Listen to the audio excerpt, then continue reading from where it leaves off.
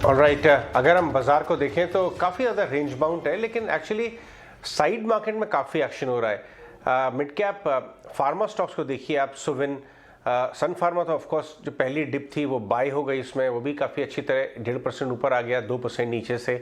Mid cap small cap index का intraday graph आप देखेंगे तो साइड मार्केट में आपको अच्छी खासी आउट परफॉर्मेंस दिख रही है। ऑफकोर्स बेंचमार्क्स थोड़ा सॉफ्ट है। संदीप सबरवाल भी हमारे साथ जुड़ रहे हैं बात करने के लिए मार्केट के बारे में। Sandeep, good afternoon. आज मैं आपसे immediate near term short term की बात नहीं करूंगा संदीप, मैं आपसे बात करना चाहूँगा लास्ट 2 साल की। इनफैक्ट आप अपना कुछ एक्सपीरियंस शेयर करें, जब इंडियन मार्केट्स ने ग्लोबल मार्केट्स की तरह लॉकडाउन लोज बनाए थे, आपने काफ़ी उतार चढ़ाव और डाउन सर्किट अपर सर्किट सब देखे, उसके बाद भी एक बार के लिए तो ये एकदम अनयूजुअल, कुछ अपना एक्सपीरियंस शेयर करिए।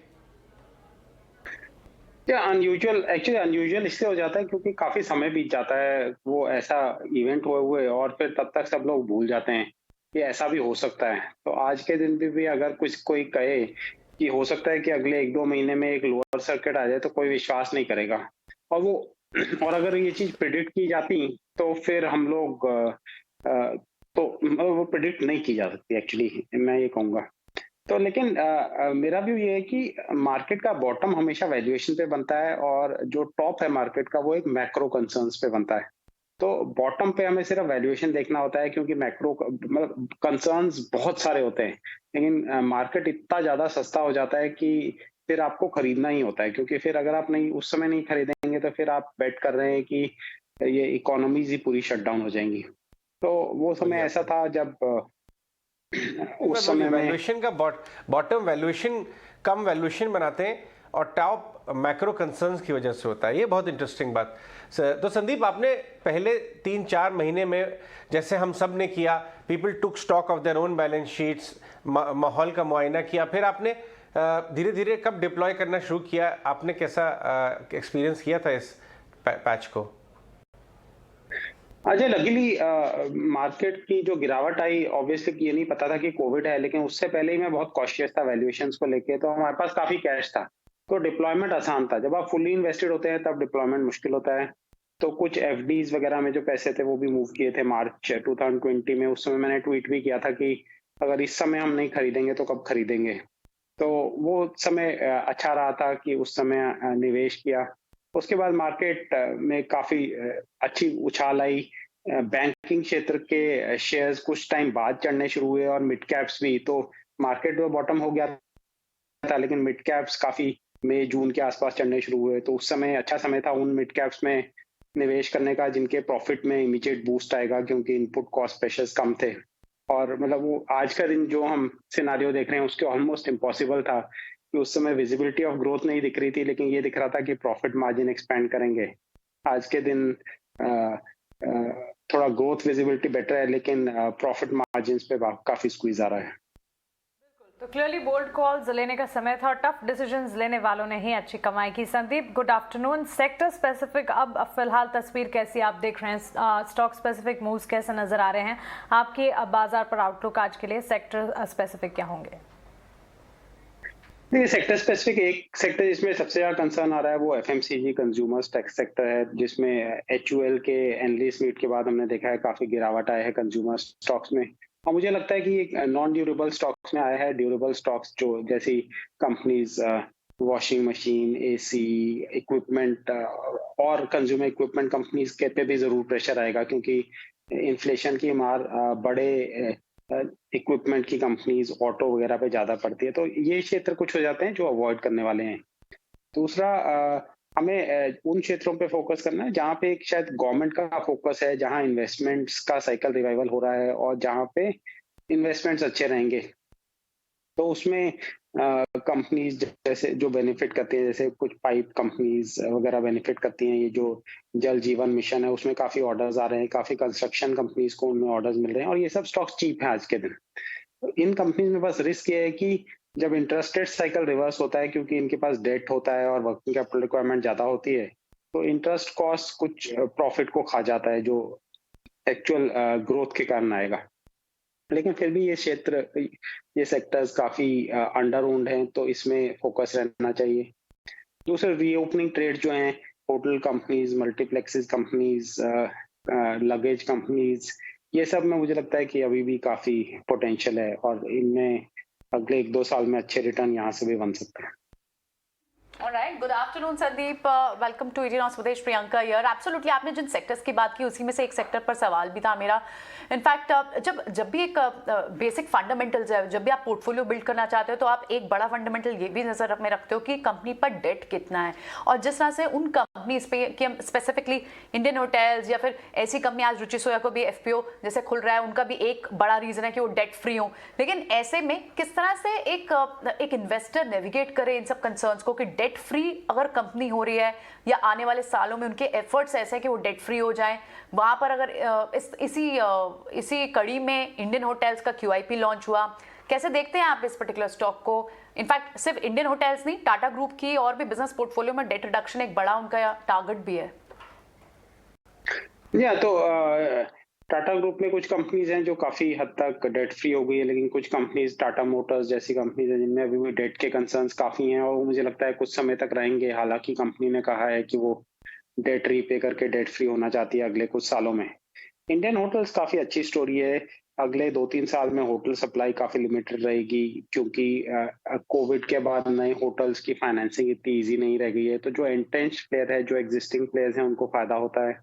और डेट फ्री होने का फायदा ये होता है कि प्राइस अर्निंग रेशियो जब हाई होता है कंपनी का और डेट जब रीपे होता है तो वो सारी अर्निंग्स जो है वो शेयर होल्डर्स को जाती है और उस पे पीई का जब मल्टीप्लिकेशन होता है वो ज्यादा बेटर होता है। जैसे इंडियन होटल का अगर हम एग्जांपल लें तो 4,000 करोड़ रेज करके ये 4,000 करोड़ का डेट रीपे करके डेट फ्री होते हैं तो करीब 350-400 करोड़ का इंटरेस्ट ये बचाते हैं। तो वो जब प्रॉफिट में जाता है तो उसमें से अगर 300 करोड़ प्रॉफिट में जाता है तो वो 300 करोड़ अगर 30 के पीई पे है तो 9,000 करोड़ ऐड हो जाता है कंपनी के वैल्यू में। तो डेट रीपेमेंट का impact share holder wealth creation पे काफी अच्छा रहता है क्योंकि फिर वो कंसर्न्स खत्म हो जाते हैं कि डेट अगर एडवर्स टाइम्स आएंगे तो डेट के कारण जो कंसर्न्स हैं। तो ये चीजें निवेशकों को फैक्टर करनी चाहिए। स्पेसिफिकली इंडियन होटल्स हमारी होल्डिंग्स में है, काफी हमारा होल्डिंग है इसमें और मैं काफी पॉजिटिव हूँ अगले 2-3 साल के लिए। संदीप, जी पे आपका क्या व्यू बन रहा है जिस हिसाब से चीजें बैठ रही हैं? स्पेशली आज दोनों जैसा लग रहा है कि एक कंसिलिएशन सा हो गया दोनों पार्टीज में, 20% ऊपर है, दोनों के बयान भी आ गए। प्योरली एज अ बिजनेस और वैल्यूएशन की बात करें तो कैसे एनालाइज करते हैं आप? बिजनेस साइड अजय अगर आप देखिए तो जी में कुछ खास नहीं हो रहा है क्योंकि ओटीटी कंपटीशन एक रियलिटी है।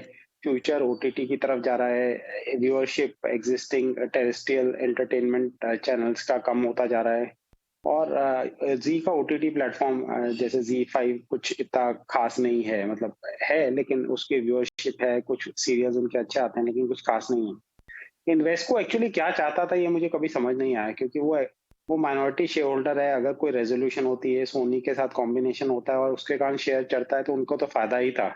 तो मेरे ख्याल से एक ईगो क्लैश था, वो अब रिजॉल्व हो गया है, वो माइनॉरिटी शेयर होल्डर्स के लिए अच्छा है। तो एक मूव आया है जी में।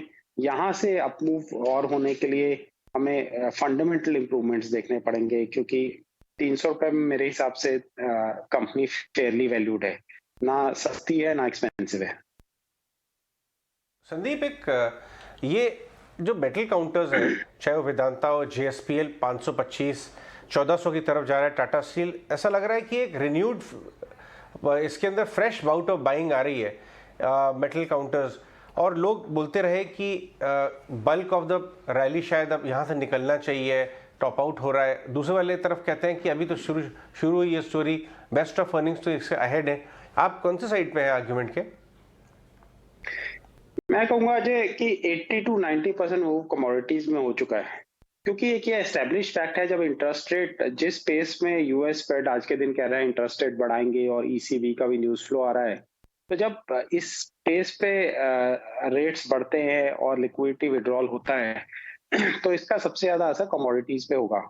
कुछ कमोडिटीज ऑब्वियसली अब इम्पैक्ट आएगा, जैसे अगर कोई बड़ा मार्केट रशिया जैसा बाहर हो जाता है तो उसका सप्लाई इमीडिएटली रिप्लेनिश नहीं हो सकता, बाजार में नहीं आ सकता, तो उसके शॉर्ट टर्म इम्पैक्ट रहेंगे। लेकिन डायरेक्शनली अगर हम देखें जिस पेस पे मुझे लगता है ग्लोबली लिक्विडिटी का विड्रॉल होने वाला है सिस्टम में से, तो कमोडिटीज पे इसका हिट जरूर आएगा। तो हो सकता है वो 3-6 महीने बाद आए, अभी ना आए। तो जो भी कमोडिटी स्टॉक्स में अब निवेश कर रहे हैं उनको बहुत निम्बल फुटेड रहना पड़ेगा, मतलब बहुत केयरफुल रहना पड़ेगा कि कब वो एंटर करते हैं और कब एग्जिट करते हैं, क्योंकि कमोडिटी कंपनी, हमें आपको भी पता है कि ये ग्रोथ कंपनी जैसी नहीं होती कि जो कंटिन्यूअसली धीरे धीरे करके ऊपर नीचे करके ऊपर ही जाती है। कमोडिटीज में बहुत साइक्लिकलिटी होती है, वो बहुत नीचे जाती हैं फिर वहां से बहुत ऊपर चढ़ती है। तो जब एक बार बहुत ऊपर चढ़ गई है उस समय पे बहुत ज्यादा पैसा इनमें लगाना कोई इतनी अच्छा आइडिया नहीं है। बिल्कुल, तो क्लियरली कमोडिटी मेटल स्पेस तो है ही जहां पर मोमेंटम हम देख रहे हैं। लेकिन संदीप, इस समय में जहां पर बाजार में वॉलेटाइल ट्रेड्स नजर आ रहे हैं, अगर व्यूअर्स इन्वेस्टर्स की भी बात करें, लोग अब डिफेंसिव प्लेज पर ही खेलना चाह रहे हैं जहां पर क्लैरिटी ज़्यादा नजर आए। मेटल स्पेस तो चमक रहा है, लेकिन साथ साथ अगर आप देखें IT और साथ ही अब फार्मा स्पेस भी है जहाँ पर मोमेंटम बढ़ता हुआ एकाएक हम देख रहे हैं। तो फार्मा की जो बढ़त अब कुछ दिनों में जारी या शुरू होती हुई दिखी है, ये कहाँ तक जाती दिख रही है आपको? मुझे लगता है फार्मा अभी भी आउट परफॉर्म करेगा। फार्मा स्टॉक्स में थोड़ी तेजी बरकरार रहेगी क्योंकि कुछ कंपनी जिनमें काफी सेल आउट हो गए थे, जैसे डॉक्टर रेड्डीज, रशिया कंसर्न्स और कंसर्न्स के कारण काफी नीचे गया था। मैं कहते हैं टॉप 5500 से ये सीधा 37-3800 गया था, अब रिवाइवल आया है। तो इन कंपनीज में हमें वैल्यूएशन कंफर्ट भी है। टेक्नोलॉजी अगर हम देखें दूसरी साइड पे, तो वहां मुझे और फार्मा एक अंडर ओन सेक्टर है, मतलब बहुत, अगर आप पोर्टफोलियो हम देखें तो फार्मा थोड़ा परसेंट है लोगों के पोर्टफोलियो का। लेकिन टेक्नोलॉजी अगर हम दूसरे साइड देखें तो टेक्नोलॉजी स्टॉक्स बहुत ओवर ओन्ड है आज के दिन। मतलब इन technology company, specially mid cap technology companies की होल्डिंग बहुत ज्यादा है रिटेल इन्वेस्टर्स, PMS, AIF सब म्यूचुअल फंड्स में। तो यहाँ अगर थोड़ा बहुत भी डिसअपॉइंटमेंट होता है अर्निंग्स का, तो और इनके वैल्यूएशन अब सस्ते नहीं है, तो मैं कहूंगा कि फार्मा थोड़ा बेटर सेक्टर है एज अ डिफेंसिव प्ले के हिसाब से IT के बजाय। ऑलराइट, ठीक है, ये डिफेंसिव स्पेस आपको लगता है। संदीप, एक वे होता है जैसे पोर्टफोलियो बिल्ड करें तो of course we will like to bet on the sectors जो प्रॉफिटेबल रहेंगे, क्योंकि इतनी मैक्रो फ्रंट पे इस तरह के हेडविंड्स आएंगे ये शायद हमें फरवरी तक नहीं पता था। इंटरेस्ट रेट और इन्फ्लेशन तो ये बहुत अंडरस्टूड कंसर्न्स है, बट एक्सपर्ट्स मान भी रहे हैं कि ये साल आसान नहीं होगा पैसा बनाने में, रिटर्न बनाने में। तो जब आप अपना पोर्टफोलियो डिवाइस कर रहे हो तो क्या percentage of your all eggs should not be laid in one basket, उस तरह की अप्रोच रखे तो कुछ परसेंटेज उन स्टॉक्स पे भी देनी चाहिए जिनकी डिविडेंड हाई है, डिविडेंड यील्ड अच्छी है, क्योंकि अगर बाजार से रिटर्न नहीं भी मिल पा रहा तो एटलीस्ट आप अपनी कहीं कुछ परसेंट रिटर्न तो सिक्योर कर ही सकते हैं। आप इसको कितनी वेटेज देंगे, कितना percentage of our portfolio should lie towards this? देखिए, dividend yield strategy normally India जैसे मार्केट में काम नहीं करती है। ग्लोबल मार्केट्स में, US वगैरह डेवलप्ड मार्केट जहाँ पे ग्रोथ बहुत कम है, वहां जरूर काम करती है, क्योंकि डिविडेंड यील्ड कम होने का एक कारण ये है कि शेयर प्राइस हो सकता है चढ़ ना रहा हो। और अगर आपको अच्छा डिविडेंड मिल रहा है, सपोज कीजिए आप कोई 200 रुपए का स्टॉक लेते हैं और उसमें 5-6% का डिविडेंड यील्ड है, लेकिन अगर वो स्टॉक ही 10 रुपए गिर जाएगा तो आपको वो डिविडेंड मिला वो और स्टॉक गिरने के बाद आपका रिटर्न नॉर्मली 0 हो जाएगा। तो मैं पर्सनली डिविडेंड यील्ड स्ट्रेटेजी पे इतना विश्वास नहीं करता। राइट संदीप, रिलायंस के बारे में क्या व्यू बन रहा है? 2250 से चलते चलते ऑलमोस्ट 2600 को नॉक कर रहा है। रेड्डी साहब, रिलायंस इंडस्ट्रीज के लास्ट एक महीने के ग्राफ को लेके आई है और ग्रॉस रिफाइनिंग मार्जिन के भी शार्प रिबाउंड की खबरें आ रही हैं, आपका कोई व्यू इस पे? जी हाँ, ये जो GRM रिवाइवल हुआ है उसके कारण ही पिछला मूव आया है पूरा रिलायंस में, क्योंकि बाकी जो इसके बिजनेसेस है जैसे जियो प्लेटफॉर्म्स है उसमें कुछ खास नहीं हो रहा, और रिटेल में भी मतलब इतना अब ग्रोथ इमीडिएट टर्म में ऐसा नहीं है कि उसके कारण उसके वैल्यूएशन इंप्रूव हो। तो नियर टर्म जो प्रॉफिटेबिलिटी प्रोजेक्शन पे मुझे लगता है उसमें थोड़ा अपटिक आएगा, क्योंकि जो GRM इम्प्रूव हुए हैं और पेट्रोकेमिकल प्राइसेस बढ़े हैं और वहाँ हो सकता है कुछ स्प्रेड्स बढ़े। बट उसके बियॉन्ड एज सच मुझे कोई बहुत बड़े ट्रिगर नहीं दिखते रिलायंस में। तो रिलायंस में जिस तरह के वैल्यूएशंस पे आज ट्रेड हो रहा है, मुझे लगता है कि काफी हद तक रेंज बाउंड ही रहना चाहिए अगले कुछ महीनों तक। पॉजिटिविटी है उन सेक्टर्स का हम जिक्र कर रहे हैं। अब इन्वेस्टर्स को, व्यूअर्स को ये भी बताना होगा कि किन सेक्टर्स में रेड सिग्नल्स आते हुए दिख रहे हैं। अब एफएमसीजी की पर्टिकुलरली अगर बात करें, मार्जिन कॉम्प्रेशन की परेशानी रॉ मटेरियल प्राइस इन्फ्लेशन के चलते देख रहे हैं। क्या ये सिचुएशन इस स्पेस के लिए आपको भी वरी करता है? बिल्कुल, और इस सेक्टर को नियर टर्म में अवॉइड करना चाहिए। लॉन्ग टर्म में इनमें कुछ कंपनीज काफी अच्छी हैं, तो ये ऐसा क्षेत्र है जिसमें हमें डाउनसाइड की वेट करनी है और निवेश करना है। ये ऐसा नहीं है कि हमें बेच के भूल जाना है। तो इस हिसाब से इस सेक्टर को देखना चाहिए। नियर टर्म्स में काफी कंसर्न है, वैल्यूएशन सस्ते नहीं है। और ये हुआ एफएमसीजी, और इसमें काफी स्टॉक्स गिरे भी है, जैसे कुछ ब्रिटानिया जैसे स्टॉक्स हैं वो 52 वीक लोज के आसपास भी पहुंचे हुए हैं।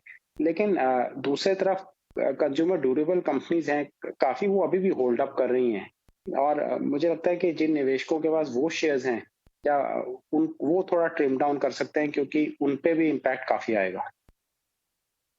Alright Sandeep, credit offtake अब ऑफ कोर्स प्राइवेट बैंक्स में स्पेसिफिकली बेटर होगी, ये एक बड़ा ट्रिगर तो है ये बैंक्स एंड फाइनेंशियल्स के लिए, जिसे एक टॉप पिक माना जाता है। आपके लिए कौन सी होगी टॉप सेक्टर, टॉप पिक, या आप भी मानते हैं बैंक्स एंड फाइनेंशियल्स ये थोड़े से हेडविंड्स क्लियर हो तो उसके बाद this will be a better sector to perform, जिसमें बेट किया जा सकता हो इस साल के लिए?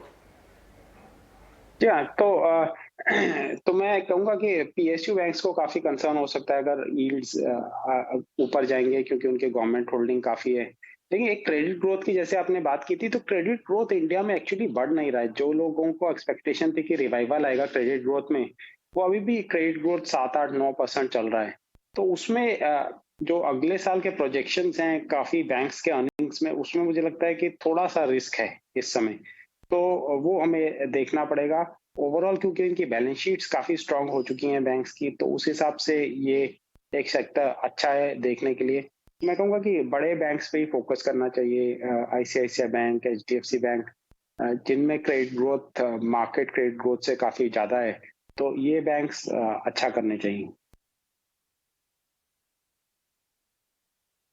तो ये बैंक्स अच्छा करना चाहिए, यानी पीएसयू स्पेस है तो ये बास्केट है, ये यहाँ पर भी आपको आइडेंटिफाई करके चलना होगा। इसके अलावा कोई और नए थीम्स या नए बिजनेस मॉडल्स जिससे आप स्टडी कर रहे हो, डिजिटल ट्रांसफॉर्मेशन में हो, म्यूजिक या फिर लाइव स्ट्रीमिंग से जुड़े हुए हो, कोई और इंटरनेट स्टॉक्स हो जो आपको लगता है कि काफ़ी बीटन डाउन है और वहाँ पर एक अच्छी वहाँ पर बेट ली जा सकती है? नहीं, ज्यादातर इंटरनेट रिलेटेड स्टॉक्स में मुझे लगता है कि अभी भी वैल्यूएशंस काफी ज्यादा है, तो उसमें निवेश के क्षेत्र आइडियाज मतलब कंपनीज हैं जो मॉनिटरिंग लिस्ट में है, लेकिन अभी मैं निवेश नहीं करूंगा। म्यूजिक क्षेत्र मुझे इतना कुछ ग्रेट नहीं लगता, क्योंकि उनके पास एक लाइब्रेरी है, उसको वो कब तक उससे पैसे कमाएंगे, क्योंकि नए एसेट्स, नए लाइब्रेरी और नई जनरेशन जिससे फ्यूचर में प्रॉफिट आ सकता है, वो कुछ खास नहीं है। तो अभी ज्यादातर कंपनीज वो हम देख रहे हैं जिनमें अंडर ओनरशिप है, जिनमें एक रिवाइवल ऑफ ग्रोथ है जो कि मार्केट एक्सपेक्ट नहीं कर रहा, और या फिर जो अनलॉकिंग थीम्स हैं वो मुझे लगता है कि ज्यादा अच्छा करेंगे। Alright Sandeep, thanks for your time आज हमसे बात करने के लिए। आगे चलते हैं और हम आपको सुनवाते हैं Rajesh Kothari, alpha accurate PMS के जिनसे बात कर रहे थे सुबह। वो इस समय बाजारों की तरफ देख रहे हैं, किस तरह की अपॉर्चुनिटीज वो इस समय हंट कर रहे हैं और इन्वेस्ट कर रहे हैं। बाजार ने 10 से 12% करेक्शन किया और रफली वो इवेंट डेट से ऑलमोस्ट लाइक 30 डेज अभी खत्म होने को आ गए, और बाजार एक्चुअली नीचे से एक अच्छा सा खासा बाउंस भी हमें देखने को मिला। तो ये वॉलेटिलिटी कंटिन्यू रहेगी, रेंज बाउंड मार्केट कंटिन्यू रहेगी, Fed interest rate hike, inflation fear, oil price, war, political uncertainty, covid, ये सब चालू रहेगा। लेकिन क्या ये every year every day continue रहेगा? Definitely not. It will definitely stop somewhere, correct? So that's basically the one need to think a little bit long term. Banking and finance is probably the top priority sector for us from the current levels with the investment horizon of 2 to 3 to 4 years. Second important जो sector है real estate related sector. So real estate में of course demand is very buoyant, but we do not invest into real estate companies because of the कहीं कुछ balance sheet issues होते हैं, governance issues होते हैं. तो हम उनको प्रॉक्सी रियल एस्टेट बेनिफिशियरी जो कंपनी है, जैसे लास्ट टाइम हमने बहुत डिटेल में बात की थी अजय आपके साथ, जिसने हमने कहा था like we are holding companies like Century Plywood, we are holding companies like Polycab, we are holding companies like, which is number one in pipes and tubes. And even if you look at today, despite war, despite volatility, look at the prices of those stocks. They have not corrected. In fact, they went up. Few of them has went up another 20% despite very volatile time, because of the underlying demand is very, very strong. Their balance sheets are very, very robust, and they are actually B2C without any governance issues, and so on and so forth. So there are such kind of things what we look for while making investment into the equity market. Kindly put a disclaimer, the companies which we are discussing, we might hold in our PMS or in our for personal capacity. Right, तो clearly हमारे experts, fundamental experts से हमने बातचीत की, बाजार पर उनका नजरिया हमने जाना। लेकिन चलिए अब टेक्निकल एक्सपर्ट्स भी हमारे जुड़ गए हैं। HDFC सिक्योरिटीज़ के नागराज शेट्टी और एंजल वन से समीर चौहान, दोनों ही हमारे साथ हैं। आप दोनों का बहुत स्वागत है 18 आवर्स स्वदेश पर। Nagraj, good afternoon. शुरुआत आपसे करेंगे। बाजार में जिस तरह आज दिन भर में हमने कामकाज देखा है, बिकवाली का दबाव इस घंटे भी देख रहे हैं बाजार में हावी होता हुआ ही नजर आ रहा है। आपकी राय क्या होगी? वीकली एक्सपायरी का दिन है, क्या लगता है आपको? जी हाँ, गुड आफ्टरनून। मार्केट लास्ट 3-4 दिन में एक दायरे में घूम रहा है। अराउंड ऊपर के लेवल में 17,450 के आसपास एक स्ट्रॉन्ग रेसिस्टेंस है और एक स्ट्रॉन्ग सपोर्ट उभरता हुआ दिख रहा है अराउंड 16,800 17,000 के आसपास। रिसेंटली हमने एक अच्छा खासा एक अपसाइड ब्रेकआउट देखा था 16,800 17,000, which is a crucial over area, crucial level मान सकते हैं। उसके बाद में निफ्टी लास्ट 3-4 दिन से एक कंसोलिडेशन मोड पे है। निचले स्तर में अराउंड 17,100 के आसपास स्ट्रॉन्ग रेसिस्टेंस है, वो इजीली टूट नहीं सकेगा। मेरे ख्याल से इधर से एक अपसाइड बाउंस ड्यू है मार्केट में और ऊपर के लेवल में अराउंड 17,450 17,500 के आसपास एक रेजिस्टेंस और एक बार रीटेस्ट करेगा, उसके ऊपर भी जा सकता है शॉर्ट टर्म में। ऑलराइट, ठीक है। एक बार समित चौहान का भी एक बार व्यू ले लेते हैं। समित, गुड आफ्टरनून। बाजार बहुत ही टाइट रेंज में है जब से ओपन हुआ है आज मार्केट से 17,250 के आसपास और उससे सम 60-70 ऑट पॉइंट्स के पीछे आज बाजार घूम रहा है। ऐसे में आप क्या देख रहे हैं, इंपॉर्टेंट हर्डल कहाँ पर है जिसे बाजार क्रॉस करने की कोशिश कर रहा है? देखिए प्रियंका, ये जो हम कंसोलिडेशन देख रहे हैं वो होना काफी इंपॉर्टेंट भी है, क्योंकि ऑलरेडी हमने 1600 पॉइंट की एक sharp rally nearly 7 to 8 trading session में देखी थी। तो इतनी शार्प रैली 10% के एक रिकवरी आने के बाद कहीं ना कहीं कंसोलिडेशन होना इंपॉर्टेंट है। पॉजिटिव बात यह है कि हम लोग जो 16,900 17,000 का जो 200 एवरेज है, प्रीवियस एक हर्डल था, उसके ऊपर हम कंसिस्टेंटली होल्ड कर पा रहे हैं, ये एक पॉजिटिव साइन है। यहाँ पे अगर कुछ फेवरेबल नहीं है तो वो बैंकिंग इंडेक्स का under performance, bank Nifty last 2 दिनों से जैसे अंडर परफॉर्म कर रहा है, वो ज्यादा एनकरेजिंग साइन नहीं है। बट हैविंग सेड दैट, हमें लगता है कि it's a part of overall consolidation और प्रॉफिट बुकिंग फेज जो एक होनी इंपॉर्टेंट है, क्योंकि अगर मार्केट को स्टेडीली या हेल्दीली ऊपर जाना है तो उसको स्ट्रक्चरली भी हायर हाइज हायर लोज होना इंपॉर्टेंट है। तो ये अगर हायर लोज कहीं ना कहीं प्रोवाइड करता है तो एक थोड़ा एक लार्जर पिक्चर से काफी इंपॉर्टेंट ये फेज रहेगा कंसोलिडेशन का। तो हम ज्यादा यहाँ पे कैरिड अवे नहीं हो रहे और ज्यादा कुछ ऐसे बेरिश फिलहाल तो इम्प्लीकेशन नहीं देख रहे हैं। निफ्टी के लिए 17,000 का इंपॉर्टेंट सपोर्ट है, 17,450 17,500 एक रेजिस्टेंस है। फिलहाल ये दायरे में रह सकता है, बट बायस आपका पॉजिटिव होना चाहिए, क्योंकि आप थोड़ा ब्रॉडर मार्केट में देखिए काफी अच्छे आपको ट्रेडिंग अपॉर्चुनिटीज मिल रहे हैं। तो स्टॉक स्पेसिफिक रुझान अभी भी कंटिन्यू होने की पॉसिबिलिटी ज्यादा है। ठीक है, बिल्कुल। चलिए अब कुछ ट्रेडिंग आइडियाज की बात करते हैं। नागराज, आप अपने ट्रेडिंग आइडियाज बताइए इस तरह के माहौल में। जी हाँ, ट्रेडिंग आइडिया मेरा 2 स्टॉक पिक है आज, एक मिंडा कॉर्प और एक एनटीपीसी। आप मिंडा कॉर्प देख सकते हैं कि एक लंबा सा जो अवधि का जो चार्ट के पैटर्न के हिसाब से continuous higher tops higher bottom दिख रहा है। करंटली थोड़ा सा एक कंसोलिडेशन माइनर डाउनवर्ड करेक्शन के बाद अच्छा खासा ब्रेकआउट देने का एक अटेम्प्ट किया है। मेरा सलाह है बाई के लिए मिंडा कॉर्प अभी ये रेट में अराउंड 208 के आसपास चल रहा है, 230 का टारगेट रहेगा और 198 के स्टॉप लॉस रख सकता है। दूसरा स्टॉक है एनटीपीसी। एनटीपीसी थोड़ा स्लो मूवर है in compare to Minda corp, लेकिन लास्ट 7-8 दिन से 1-2 हफ्ते से एक हम देख रहे हैं एक कंसिस्टेंटली ये स्टॉक एक रेंज बाउंड एक्शन में घूम रहा है। नैरो रेंज मूवमेंट है, मार्केट बहुत सारे गिरा, ऊपर भी गया, लेकिन ये स्टॉक उधर का उधर ही रहा। और एक रिसेंटली अभी एक कल से एक देख सकते हैं कि 134, 133, 134 का जो अपर रेंज है वो एक ब्रेकआउट करने का एक अर्ली सिग्नल दे रहा है, इंडिकेशंस दे रहा है। मेरे ख्याल से एक रेंज अपसाइड ब्रेकआउट रहेगा ऊपर के लेवल पे। बाई के लिए सलाह है 134.50 के आसपास, 134.50, 135 के आसपास रेट चल रहे हैं, इधर से बाय कर सकते हैं। 142 का टारगेट रहेगा और 130 रुपए का स्टॉप लॉस रख सकते हैं। ओके, तो ये कॉल्स आती हुई नागराज की तरफ से। समीता, आपके ट्रेडिंग आइडियाज आज के लिए क्या होंगे? देखिए यहाँ पे दो स्टॉक्स हम लॉन्ग साइड पे रखने हैं, जिसमें एक क्यूमिंस इंडिया रहेगा, एक स्टेडी आउट परफॉर्मर रहा है, series of higher highs higher lows, और आज ये क्लियरली उसकी जो ऑल टाइम हाइज के ब्रेकआउट है वो कंफर्म करने के कगार पे है। तो यहाँ पे क्यूमिंस हमें काफी अच्छा लग रहा है। 1078 का स्टॉप लॉस रहेगा और 1150 के टारगेट के लिए इसको लॉन्ग किया जा सकता है। अपार्ट फ्रॉम दिस लास्ट 2 दिनों से अगर हम देखें तो जहाँ पे बैंकिंग थोड़ा बहुत सल्क हो रहा है, आईटी स्पेस ने कहीं ना कहीं एक हेल्पिंग हैंड दिया हुआ है, और विद इन आईटी थोड़ा सा मिड कैप स्पेस में भी देखें तो माइंट्री हमें काफी यहाँ पे ज्यादा अच्छा लग रहा है। एक से 1.5 महीने का उसने कंसोलिडेशन दौर देखा है 200 डे एवरेज के आसपास, और आज अभी हम इसमें एक ब्रेकआउट देख रहे हैं। तो हमें लग रहा है कि यहाँ से माइंट्री काफी अच्छा परफॉर्म कर सकता है। 4320, 4350 के आप टारगेट्स मान के चलिए, 4150 का यहाँ पे स्टॉप लॉस रहेगा।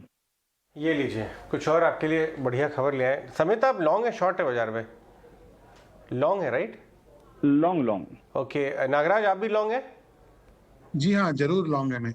ओके, तब आपको बहुत इंटरेस्टिंग लगेगी ये खबर कि साउथ कोरिया ने टेस्ट फायर किए fresh missiles in response to North Korea के सिमिलर मिसाइल्स के रिस्पांस में।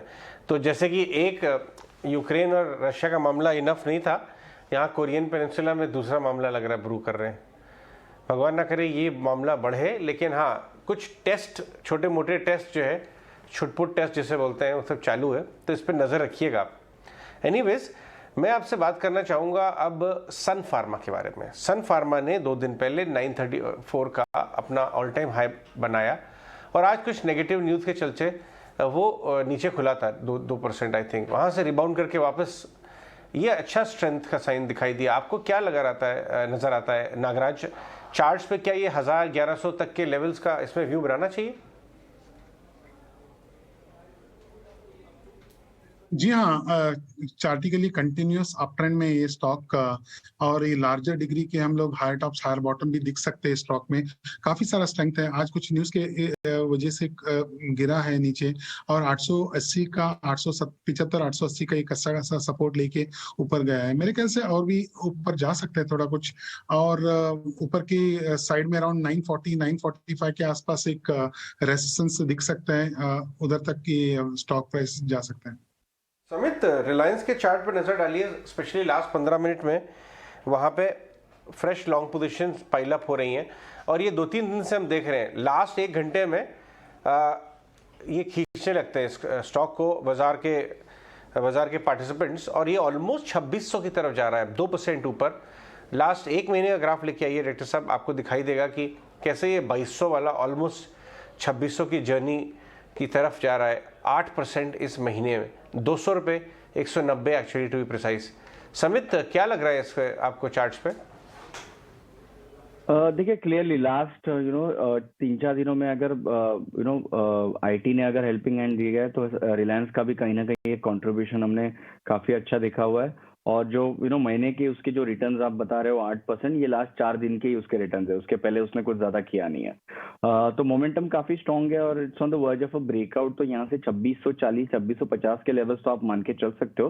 हालांकि थोड़ा सा लेट हो गया as far as momentum trading is concern, but फिर भी हमें लगता है कि ये मोमेंटम एक्सटेंड होगा। और यहाँ पे थोड़ा आप अगर स्टॉप लॉस यहाँ पे टाइट स्टॉप लॉस 2530 के आसपास रखते हो तो करंट लेवल पे भी खरीदारी कीजिए। 2640 2650 के इसके टारगेट्स होंगे। करेक्ट, ऑलराइट, ठीक है। सो मार्केट अभी फ्लैट है, लेकिन बैंक निफ्टी पर जिस लेवल्स पर सुबह खुले थे उससे काफ़ी हद तक गिरावट आई है। 500 पॉइंट्स आपको बैंक निफ्टी, तो यानी जिस तरह से आज सुबह हम अपने शो पे ओपनिंग शो पे बोल भी रहे थे कि बैंकिंग और फाइनेंस ज़्यादा वीक लग रहा है एज़ कम्पेयर टू निफ्टी, वो आपको क्लियरली देखने को मिल भी रहा है। कुछ और स्टॉक्स देख लेते हैं जहां एफएनओ स्पेस में हमें दिख रहा है कि एक अच्छा दबाव भी देखने को मिल रहा है, लेकिन क्या किसी तरह का कोई बाउंस पॉसिबल होगा? या फिर जहां शॉर्ट कवर हो रहे हैं वहां अभी और मौके मिलेंगे या नहीं? डेल्टा कॉर्प को अब आप देखें, यहाँ पर अब आपको 2% तेज दिख रहा है। डेल्टा कॉर्प भी नागराज, आप परसों का चार्ट देखें तो परसों आई थिंक ये 10% तेज था, फिर कल प्रॉफिट थोड़े से बुक हुए, आज फिर से एक शॉर्ट कवरिंग का सेशन दिख रहा है। सो सर बहुत अच्छे से ट्रेडर्स एक्टिविटी दिख भी रही है। ऐसे में अगर कोई शॉर्ट टर्म के लिए टारगेट लेना चाहे, इस पे बेट लेना चाहे, तो क्या लेवल्स के लिए वॉच आउट करें? जी हाँ, डेल्टा कॉर्प एक ऐसा स्टॉक अभी चार्टिकली दिख रहा है कि लंबा कंसोलिडेशन के बाद एक दमदार ब्रेकआउट दिखता हुआ अभी नजर आ रहा है।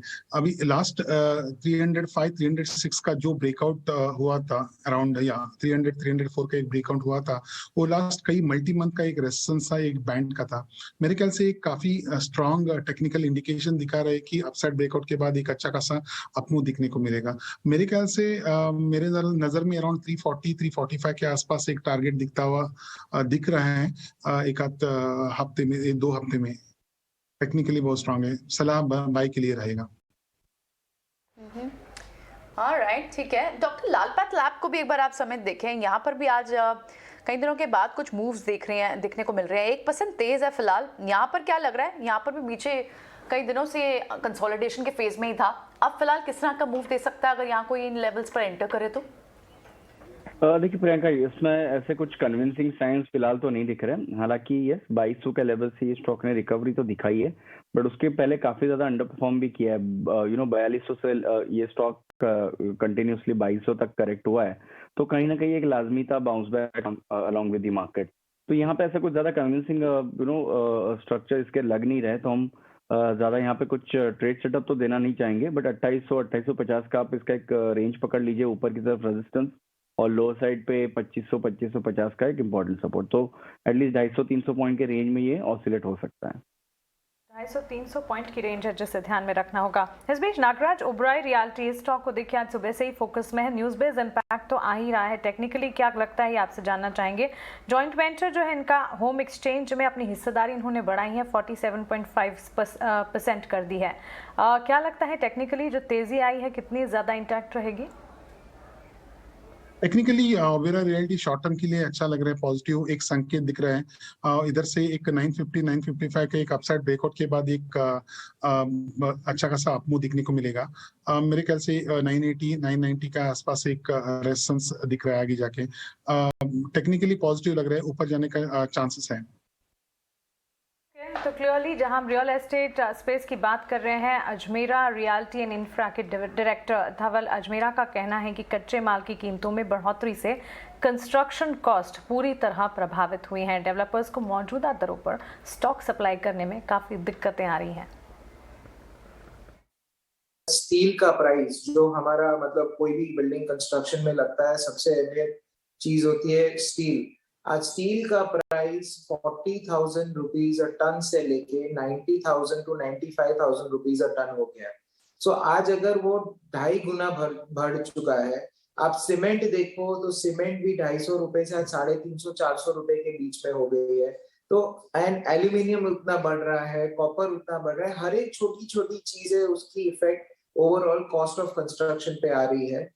और आप कोई भी शॉर्ट टर्म कॉन्ट्रैक्ट्स हमारे देखो या हमारे एग्जिस्टिंग कॉन्ट्रैक्ट्स देखो, सारे कॉन्ट्रैक्टर्स ने हमसे प्राइस हाइक मांगा है। वो लोग एग्जिस्टिंग प्राइस में सप्लाई नहीं कर पा रहे हैं, जो भी कॉन्ट्रैक्ट्स जीसी ने भी साइन किया वो सप्लाई नहीं कर पा रहे हैं, और उस कारण से कॉस्ट ऑफ कंस्ट्रक्शन पे भारी असर हो रहा है। और आज अगर हम देखा जाए तो मुझे ऐसा लग रहा है कि कोई भी कंस्ट्रक्शन मतलब एक अफोर्डेबल हाउसिंग प्रोजेक्ट्स में तो डेफिनेटली इसकी बहुत ही बड़ी असर है, बट इवन नॉर्मल प्रोजेक्ट्स में भी आज मिनिमम 20 से 30% के बीच में उसकी कॉस्ट ऑफ कंस्ट्रक्शन बढ़ चुकी है। समित, सीक्वेंट साइंटिफिक के चार्ट को जरा हमारे लिए स्टडी करके बताएं। उसमें भी लास्ट 1 घंटे में बहुत जबरदस्त तेजी आई है। ये भी एक इग्नोर्ड स्टॉक है अगर आप पूरे फार्मा की बात करें, क्योंकि सन फार्मा, सिप्ला वो तो अच्छा कर ही रहे थे लास्ट कुछ हफ्तों से, और बिंदु भी थोड़ा रिबाउंड किया। सीक्वेंट साइंटिफिक 15% ऊपर है, अच्छे वॉल्यूम्स भी हैं वहाँ पे। सीक्वेंट साइंटिफिक के चार्ट से बताएं जरा समित। देखिए अजय, ये जुलाई 2021 से कंसिस्टेंटली स्टॉक एक गिरावट के मोड में था। और अगर आप थोड़ा सा इसका वीकली चार्ट देखें तो वीकली चार्ट पे लास्ट 3 दिनों से 200 डे सिंपल मूविंग एवरेज के आसपास ये कहीं ना कहीं उसका करेक्शन थम गया था। कंसोलिडेशन था और थोड़ा सा एक बेस बिल्डिंग काइंड ऑफ हमने एक इसमें इंडिकेशन देखे थे, और आज इसमें एक अपसर्ज देखिए, और जो वॉल्यूम के साथ ये टिक आई हुई है उसके साथ ये तो लग रहा है कि इसने 130-25 के आसपास इसका एक इमीडिएट बॉटम तो बना दिया है, और यहाँ से एटलीस्ट 160-65 के लेवल आपको यही जो सर्ज आज देखिए उसमें प्रॉब्ली 1-2 दिनों में आपको दिख सकते हैं। तो बने रहिए, अगर फ्रेश बाइंग करनी है तो 140-38 के आसपास अगर कोई भी पुल बैक आता है तो वहां पे बाइंग अपॉर्चुनिटी होगी, और 127 का स्टॉप लॉस, 160 से लेके 165 के उसके इमीडिएट टारगेट्स होंगे। लुक्स लाइक कि फार्मा स्पेस में जिन स्टॉक्स में नहीं भी मूव आ रही थी उनमें भी अब ये मूव कैप्चर होने की कोशिश कर रहे हैं, सीक्वेंट में जिस तरह की बाइंग हम देख रहे हैं लास्ट 2 आवर्स में। चलिए कुणाल बोथरा हमसे जुड़ गए हैं अब। Kunal, good afternoon. कैसे देख रहे हैं आप मार्केट्स को? बहुत ही टाइट कंसोलिडेशन फेज में है, टाइट रेंज में है मार्केट्स। कोई बड़ा हर्डल आपको लग रहा है जिसे क्रॉस करना चाह रहा है बाजार, या फिर क्या कंसर्न्स दिख रहे हैं और क्या होंगे आपकी ट्रेडिंग पिक्स? Good afternoon. तो आई थिंक इंडाइसेस कंसोलिडेट कर रहे हैं। राइटली आपने बताया कि इंडाइसेस 17,000 और 17,350 ये दो जोन्स हैं, इन दोनों जोन्स के बीच में हम कहते हैं डील कर रहे हैं, but no major signs in terms of breakout या ब्रेकडाउन।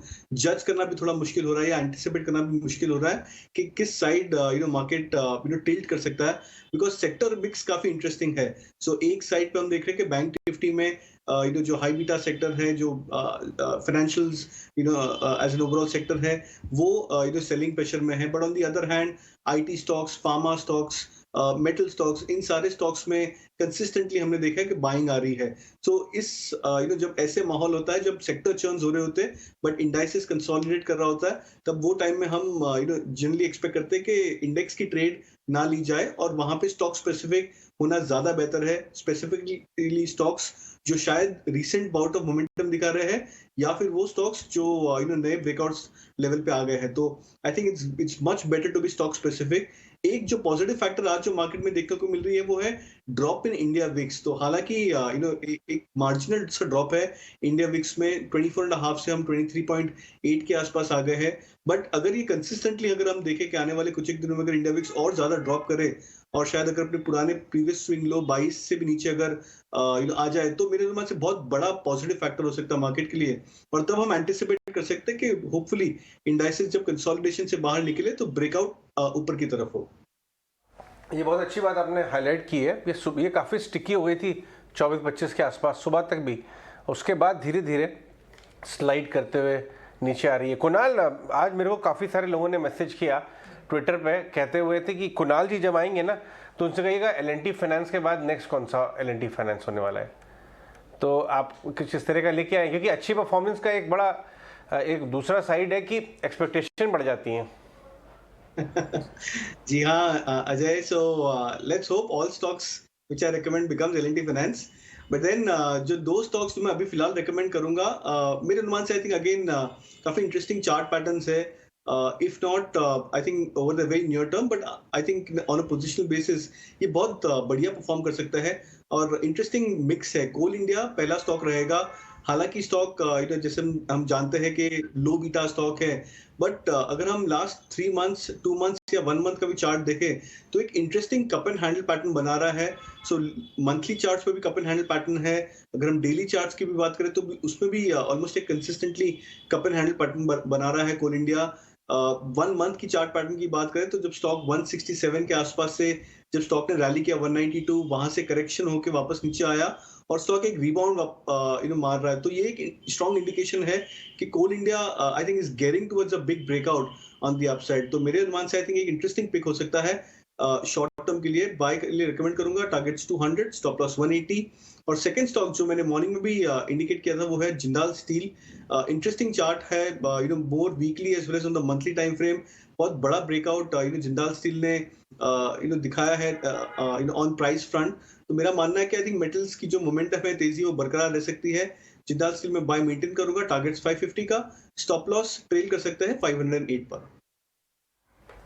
बिल्कुल कुणाल, शुक्रिया ये सारी की सारी डिटेल्स हमें बताने के लिए, साथ ही अपने टॉप रिकमेंडेशन जिंदाल स्टील और कोल इंडिया भी हमें बताने के लिए। लगातार स्टील प्राइस हाइक्स के ट्रेंड हम यहाँ पर देख रहे हैं और इसी के चलते स्टील से जुड़े, मेटल से जुड़े स्टॉक्स जो हैं वो लगातार फोकस में हैं।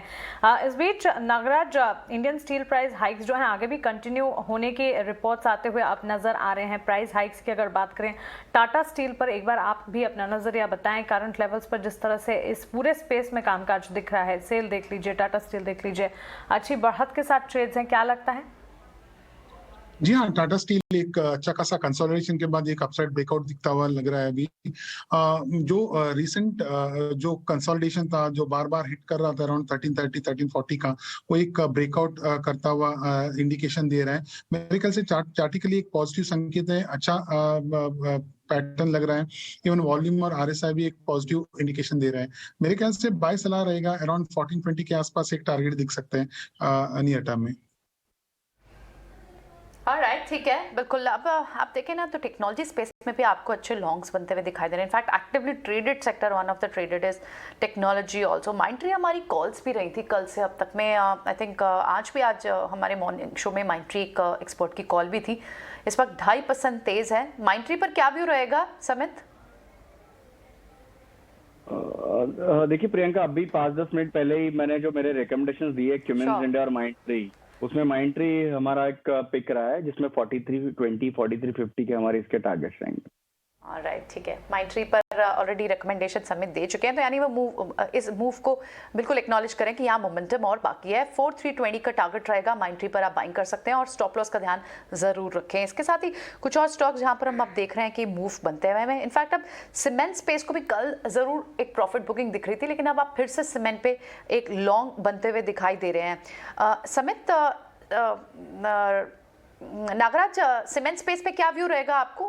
कौन सी आपकी टॉप पिक रहेगी अगर कोई स्विंग ट्रेड्स के लिए या फिर एक शॉर्ट टर्म के नजरिए के लिए कोई पोजीशन लेना चाहता हो?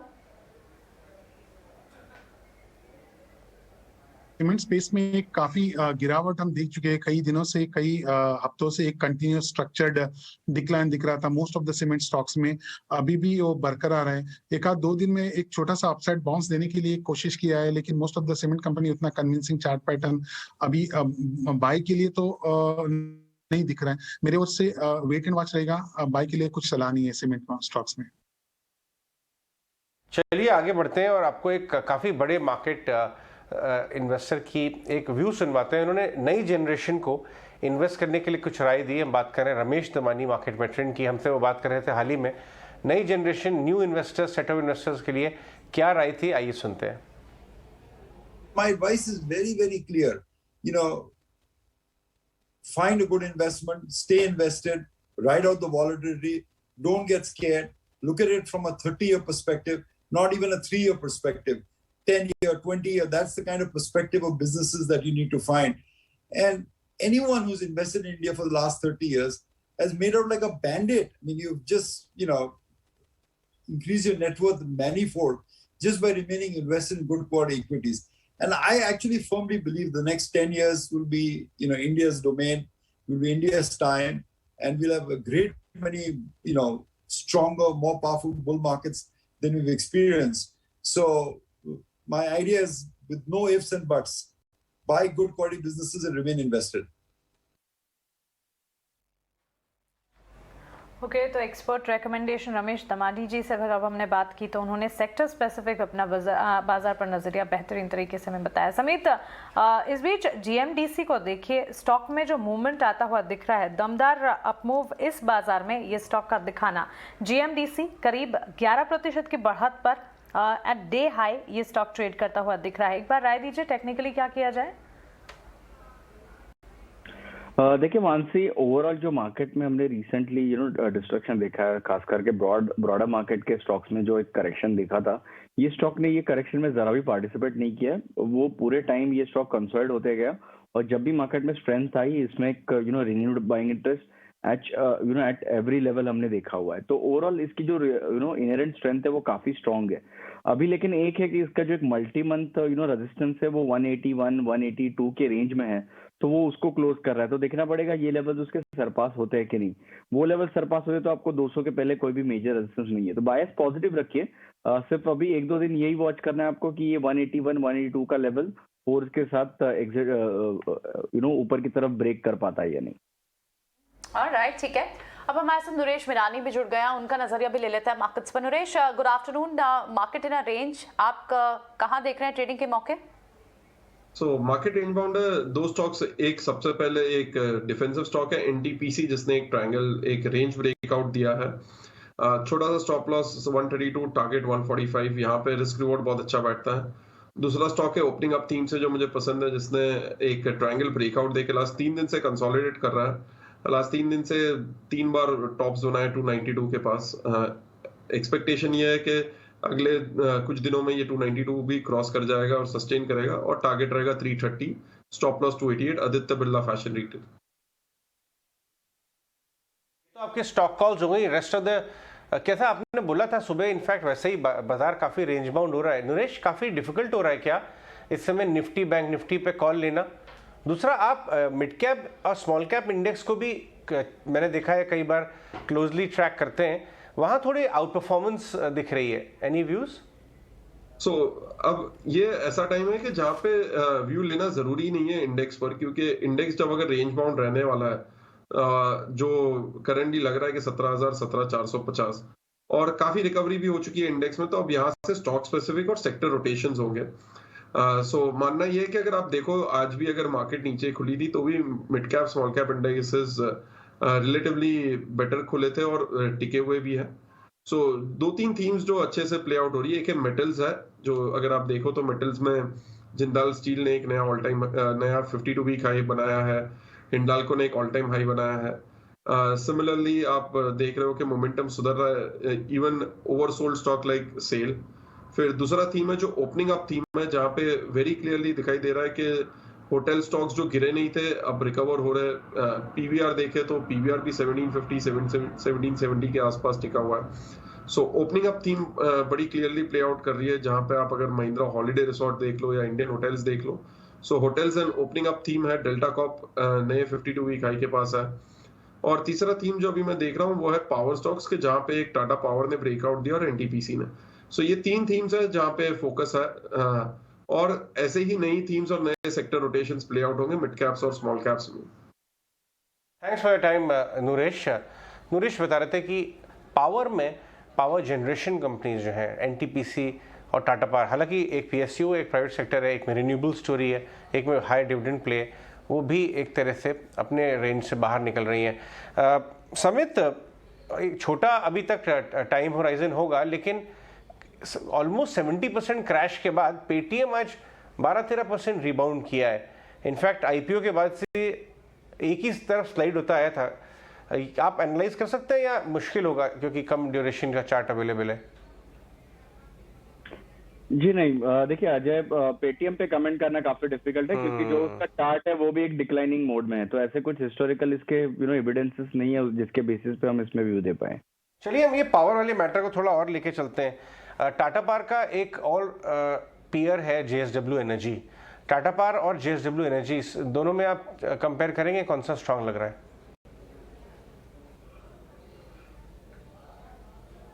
ये मेरे लिए अजय या समित? देखिए स्ट्रेंथ वाइज अगर इमीडिएट बेसिस पे स्ट्रेंथ देखें तो टाटा पावर है, बट ओवरऑल हमें लगता है कि टाटा पावर एक कंसोलिडेशन रेंज में है, तो उसमें आपको यस ऊपर की तरफ जो हायर एंड है उसके आसपास लगभग 243 245 के आसपास जाते हुए दिखेगा। बट थोड़ा अगर ब्रॉडर व्यू से देखें तो जेएसडब्ल्यू स्टील हमें लगता है कि उसकी जो ब्रॉडर डिग्री स्ट्रक्चर है उसका कंसोलिडेशन मोड में है, तो अगर इसमें 280 290 के आसपास अगर बाइंग आती है तो ये स्टॉक में आपको जो परसेंटेज वाइज रिटर्न्स है वो ज्यादा मिलेंगे as compare to Tata power energy. Nagraj, इस बीच हिंदुस्तान एरोनॉटिक्स को आप देखिए, आज अभी एक शार्प अप मूव दिखाकर एक डाउन ट्रेंड पैटर्न फिर से डेवलप होता हुआ दिख रहा है। इस वक्त भी अगर देखेंगे बढ़त के साथ ये स्टॉक ट्रेड कर रहा है। डिफेंस स्पेस में पर्टिकुलरली अगर आईटी की बात करें, अच्छी तेजी के साथ इसमें लगातार ट्रेड्स हम देख रहे हैं। इन लेवल्स पर आपकी राय क्या होगी? एक रेड कैंडल जो है अभी बन रही है, लेकिन एक बड़ी सी तेजी हमने देखी अभी। जी हाँ, HAL कई दिन से एक टाइट रेंज में मूवमेंट हो रहा है, अराउंड 1500 के आसपास ऊपर लेवल में, और 1350 टू 1400 के नीचे के लेवल में एक रेंज मूवमेंट दिख रहा था। स्लोली ग्रेजुअली एक अपसाइड मोमेंटम पिकअप हो रहा है लास्ट 3-4 दिन के डिक्लाइन के बाद। एक थोड़ा सा अपसाइड बाउंस है, बड़ा तेजी का मैं इंडिकेशन नहीं दिख रहा हूँ इधर। एक छोटा सा अपसाइड बाउंस देख सकते हैं अराउंड 1500 के आसपास इस स्टॉक में। F&O स्पेस में देखें ना तो कई सारे केबल्स एंड वायर्स के स्टॉक्स जो हैं उनमें मूव है, और हम ये डिस्कस भी कर रहे हैं स्पेस को। इस स्पेस को हमने मॉर्निंग में भी ट्रेड, फंडामेंटल ट्रिगर्स हैं, यहाँ से कई सारे गवर्नमेंट प्रोजेक्ट्स आ सकते हैं, जिस तरह से बजट में भी एलोकेशन की बात की जा रही थी। सैपीपल लिमिटेड हो या एस्ट्रल हो, पॉलीकैब हो, केबल्स, पाइप्स, इस सारे स्पेस में क्या राय बन रही है नागराज? यहाँ क्या होंगे आपकी टॉप रिकमेंडेशन अगर कोई ट्रेडिंग के लिए मोमेंटम दिख रहा हो? फंडामेंटली कई सारे काउंटर अच्छे हैं हालांकि पोर्टफोलियो में रखने के लिए। अभी भी टेक्निकली ज्यादा कुछ एविडेंस नहीं है, थोड़ा सा अपसाइड बाउंस आ रहा है, क्योंकि जो मार्केट के साथ एक छोटा upside mid cap small cap भी उतना सपोर्ट करे, इसके लिए थोड़ा बाउंस दिख सकते हैं। लेकिन टेक्निकली खास कुछ एविडेंस नहीं दिख रहा है कि एक अच्छा खासा एक दमदार बाउंस दिखे स्टॉक में। मुझे नहीं लगता, अभी भी वेट करना चाहिए, थोड़ा कुछ एविडेंस क्रिएट होने के बाद लॉन्ग क्रिएट कर सकते हैं। अभी मेरे तरफ से ना है। भारतीय एयरटेल के ग्राफ को हमारे लिए एनालाइज करके बताइए। कल एक इम्पॉर्टेंट मीटिंग है, भारती कल अपने इन्वेस्टर्स के साथ एक्चुअल मीटिंग कर रहा है, इन्वेस्टर मीट, वो भी फर्स्ट टाइम इन 2 इयर्स, बहुत दिनों बाद। और अगेन कुछ कमेंट्री निकल के आएगी। देखिए अच्छा खासा स्टॉक 700 के आसपास काफ़ी बना हुआ है, नीचे के लेवल से रिबाउंड किया है। चार्ट्स पे क्या लगता है इसके? जी मेरे लिए यस नागराज, एयरटेल। ओके भारतीय एयरटेल एक 8-10 दिन के अपसाइड के बाद एक थोड़ा सा कूल ऑफ दिख रहा है, एक कंसोलिडेशन मोड में है। अभी भी एक अपसाइड की एक इंडिकेशन तो नहीं दिख रहा है। 730 के आसपास एक स्ट्रॉन्ग रेजिस्टेंस है, उधर से ग्रेजुअली डिक्लाइन मोड में। मेरे ख्याल से थोड़ा नीचे के स्तर पे थोड़ा पॉजिटिव लग रहा है। अभी फिलहाल वेट करें, थोड़ा डिप्स में एक एविडेंस क्रिएट होने के बाद एंटर कर सकते हैं। ओके, ये राय फिलहाल भारतीय एयरटेल पर आपके लिए बनती हुई। इस बीच समेत फर्स्टसोर्स सॉल्यूशंस को देखिए, करीब 6% की बढ़त, सडन अपसर्ज। आज दिन की शुरुआत से ये स्टॉक ऊपर चढ़े जा रहा है और बढ़त जो है अब भी कायम है। क्या लगता है FSL 134 के लेवल्स पर कैसा लग रहा है? यस देखिए लास्ट 3-4 महीनों से तो ये वॉच लिस्ट के बाहर रहा है हमारे, बट जैसे आज की उसकी प्राइस एक्शन है वो थोड़ी प्रॉमिसिंग लग रही है, क्योंकि स्टॉक ने उसका एक करेक्शन कंप्लीट कर दिया है उसके रिट्रेसमेंट लेवल के आसपास। 120 के आसपास अच्छा एक सपोर्ट बेस बना हुआ है और आज उसने वॉल्यूम के साथ ब्रेकआउट दिया हुआ है। तो यहाँ से FSL यस एक अच्छा कैंडिडेट बन रहा है बाउंस बैक के लिए, जिसमें आपको 140-42 के इमीडिएट लेवल दिख सकते हैं। करंट लेवल पे बाय कीजिए, माइनर डिप अगर 131 के आसपास आती है तो वहां पे रिस्क रिवॉर्ड काफी ज्यादा अट्रैक्टिव होगा। 124 का स्टॉप लॉस और 142-145 के इसके टारगेट हो। ऑलराइट समित, वी मैटर कि क्रूड आप फिर से तेज देख रहे हो, आपको पेन स्टॉक्स में बिकवाली दिख रही है, लेकिन बर्जर पेन सबको स्ट्रेंथ दिखाई दे रहा है। क्या लग रहा है अच्छी खासी अंडर परफॉर्मेंस और एक बाउंस बैक है, एक्सपायरी भी है, इस वजह से ये ट्रिगर दिख रहा है? देखिए एशियन पेंट, बर्जर पेंट में हमने एक अच्छा खासा करेक्शन देखा है, उसके बाद कहीं ना कहीं स्टेबिलिटी आई है। बट जैसे क्रूड में आपको थोड़ी बहुत वोलेटिलिटी दिख रही है, वैसी ये प्राइजेस में भी वैसी आपको फ्लक्चुएशंस भी दिख रहे हैं। तो थोड़ा अगर आप ब्रॉडर व्यू से बर्जर पेंट को देखें तो पॉसिबिलिटी ये है कि 620 के आसपास उसने एक अच्छा सपोर्ट बना लिया है। वहां से कहीं ना कहीं इसका एक बॉटम फॉर्मेशन प्रोसेस करने के लिए ये कहीं ना कहीं कंसोलिडेट हो रहा है। तो यहाँ पे जैसे ही उसके 720 का लेवल ऊपर की तरफ ये ब्रेक करेगा, आपको एक कंफर्मेशन आएगा अपवर्ड ट्रेंड का, एटलीस्ट उसके डेली टाइम फ्रेम पे। तो बायस पॉजिटिव रखिए, बट अगर कुछ कन्विक्शन के साथ या एग्रेशन के साथ इसको बाय करना है तो 720 के ब्रेकआउट के लिए वेट करना चाहिए। आपको विकास खेमानी कार्मेलियन कैपिटल के उनका भी व्यूज सुनवा देते हैं मार्केट पे।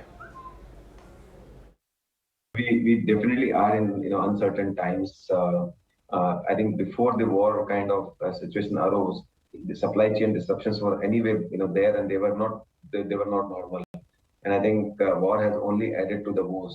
And of course, around the crude, there's lots of uncertainty going. So that's joker in the pack, and that's where right now most of the worries are. But the surprising part is that despite all those worries, markets are holding on pretty well. I mean, it's showing reasonably good resilience, I would say.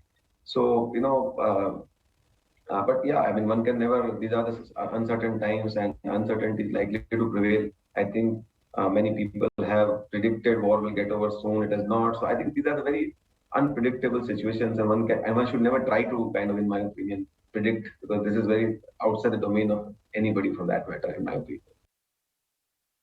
Themes basically, and within those themes, like I think we have spoken in the past, manufacturing is a very big sort of theme for us, especially where the shifts are happening from China, and also the local domestic manufacturing has picked up very well, where we have added 2 stocks to our portfolio, which is JK Paper and PCBL, and both of them are structural in nature. New capacities are coming, capex is behind, industry cycle is in your favor, and where we are sort of beginning to see over the next 3-4 years a very nice cash flow cycle playing out, and the risks to the cycle is low, even in the current environment. Demand cycle is reasonably well in place.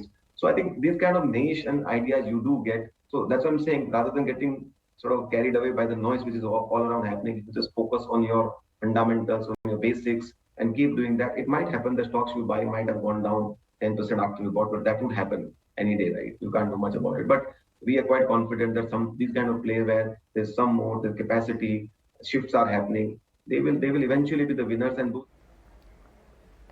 और चलिए अब वक्त हो चला है much awaited segment का, यानी कि संजीव के बेहतरीन शेयर का। संजीव भसीन हमारे साथ जुड़ गए हैं। Sanjeev ji, good afternoon, welcome to ET Now Swadesh. और सबसे पहले तो वेल्थ क्रिएशन डे है आज, और 2 साल पहले जिस तरह से कोरोना काल हम सब पे छाया था, और वहां से लेकर अब तक बाजार ने जिस तरह से रिटर्न्स दिखाए हैं, आपने भी हमारा साथ निभाया और कन्विक्शन के साथ बाजार पर ट्रेड्स अपने बताते गए हैं। बताइए आज के लिए क्या कहेंगे?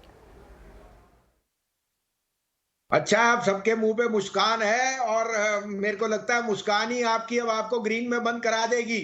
मंदी वाले रह जाएंगे मानसी जी, और जैसे 2 साल पहले हुआ है 2 साल आगे देखते जाइए क्या जलवा होता है। अभी तो शुरुआत की है आपके साथ, और हम तो पॉजिटिव माइंड वाले हैं, हम उनमें नहीं है जो बोलते हैं जंग हो या बीमारी हो, तो लेने का फायदा है इसमें, क्यों Ajay ji?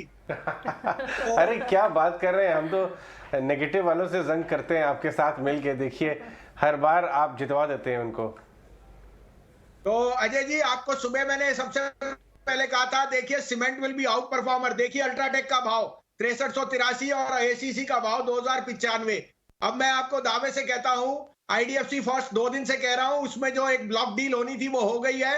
Look at IDFC, the parent, it is up 8%। IDFC after today's debt redemption will be back to 44 rupees. So that is my top pick, which I've been telling you. You will make 10% in the next 3 days. आज के 3 pics हैं, आप कहें तो मैं शुरू करूं? बिल्कुल बताइए हाजी जी। तो सबसे पहले लीजिए नौकरी। You are seeing extreme strength in both the Paytm, Zomato and the new startups. नौकरी is some parts of all that, और hiring is at a new high. 4450 45, 40, 50 में लीजिए। 4470 का स्टॉप लॉस, 4700 का target. Second pick would be NTPC. You are seeing power consumption will hit all time highs in Delhi, there is going to be huge, और इनके पास 12000 megawatt है plus 10,000 crore cash. So NTPC will be in a very sweet spot as revenues will rise through the roof. 135 में लीजिए, 31 का stop loss, 142 का target. और thirdly, I think in utility vehicles, the biggest gainer is going to be Mahindra & Mahindra. Mahindra sells 4 times more tractors than Escorts, and the stock is very, very reasonably priced in the auto basket. Plus, with this defense spending, you will see more demand for their SUVs and their Jeep. So I think 765 पे लीजिए, 745 का stop loss, 820 का target. Cement वाकई में आपने काफी अच्छी Contra call दी, जहां बड़ी कुछ ग्लोबल ब्रोकरेजेस अर्निंग्स कट कर रही हैं, यहाँ जो है आप उसको बाय करवा रहे हैं, और वो मैक्सिमम पॉइंट ऑफ पेसिमिज्म से सारे स्टॉक्स काफ़ी अच्छे रिबाउंड किए थे। अल्ट्राटेक ऑफ कोर्स आपका बड़ा पिक है। पावर में हम दूसरे स्टॉक से भी काफ़ी अच्छा ट्रैक्शन देख रहे हैं। टाटा पावर ब्रेकआउट कर रहा है। आपने एनटीपीसी कैसे चुना? Ajay ji, NTPC is the most efficient user of power. It has 12,000 megawatts. Plus 10,000 crore cash on balance sheet है। और जिस तरह से वो एक्सपैंड कर रहे हैं आप ईवीज और बाकी चीजों में, दिल्ली में तो आप जानते ही हैं NTPC will be a no brainer. Plus, they have a very good inventory of coal stock which will be there. Their thermal is running excellent, and I think they will be the fastest of the block. So it's a very, very good valuation play. It has a 6% dividend yield. I would say NTPC can be the top gainer in the Nifty in the next few days. Alright, good afternoon, Sanjeev ji. तो ये एक यानी इस theme पर अगर play out करें तो पहले हमने देखा कि जितने भी वाइट गुड स्पेस थे उनमें अच्छी तेजी थी, और आप पावर का भी दूसरा ट्रिगर जिसके चलते आप एनटीपीसी स्टॉक बोल रहे हैं, तो क्या इस बेसिस पर आईईएक्स को भी देखा जा सकता है? प्रियंका जी 218 पे आईईएक्स का था, 232 हो गया। अब इस भाव पे मैं चेस नहीं करूंगा, it's a high beta play, but you have to buy when the chips are down, not when the chips are rising, and that was a couple of days back. So markets are giving you opportunity, and Priyanka ji, market will keep having its texture which will keep changing. Now that as a brokerage we will keep finding out. For you it will be, difficult to gauge every day what is up, what is down. The undertone remains that हमारे बाजार और India is in a sweet spot. Try and buy any weakness. और ऐसे आपको कहा मई के महीने में new highs will be on the cards very much.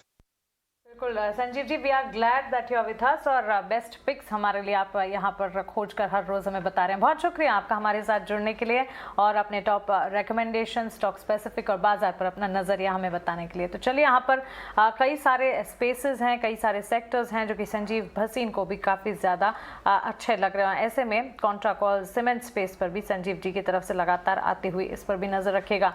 समित, इस बीच पिडिलाइट का स्टॉक आप देखिए परफॉर्म बिल्कुल नहीं कर रहा है आज के सत्र में, लेकिन अगर पिछले ट्रेंड देखें और अगर इनके फंडामेंटल्स को समझने की कोशिश करें, almost a debt free company, यहाँ पर अच्छे नतीजे पिछली तिमाही में आए थे। इस तिमाही भी अनुमान नहीं लगाकर चल रहे कि अच्छे नंबर्स कंपनी पोस्ट करेगी, और अगर रिटर्न ऑन इक्विटीज की बात करें वहाँ पर भी अच्छी बढ़त के साथ ही यहाँ पर कामकाज है। अगर इनके रिटर्न्स की बात करें तो सालाना अच्छे कैगर पर रिटर्न्स भी इन्होंने दिए हैं। आपकी राय पिडिलाइट पर क्या लगता है? इन्वेस्टर्स अगर यहाँ पर एक बार एंट्री लेने के बारे में सोचे तो क्या कहेंगे आप?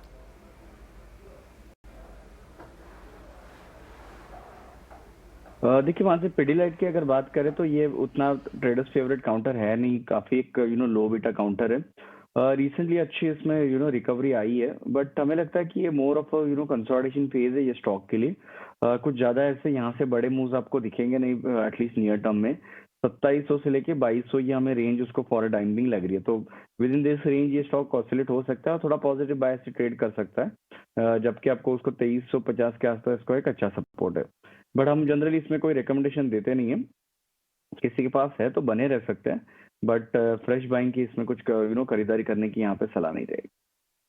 क्रूशल स्टॉक है ये और one of the best companies अपने स्पेस में, लेकिन हाल ही में जो क्रूड प्राइस बढ़े उससे इनके मार्जिन्स में काफ़ी प्रेशर आने की उम्मीद है, इसलिए थोड़ा अंडर परफॉर्म भी करता हुआ नजर आया। LNT इन्फो की बात करते हैं। नागराज, लास्ट 10 मिनट के अंदर एक काफ़ी अच्छी बड़ी कैंडल बनी, उसमें कुछ 100 रुपये के आसपास की, 1.5% ऊपर हो गया। अभी चार्ट्स पे क्या नजर आता है इसमें?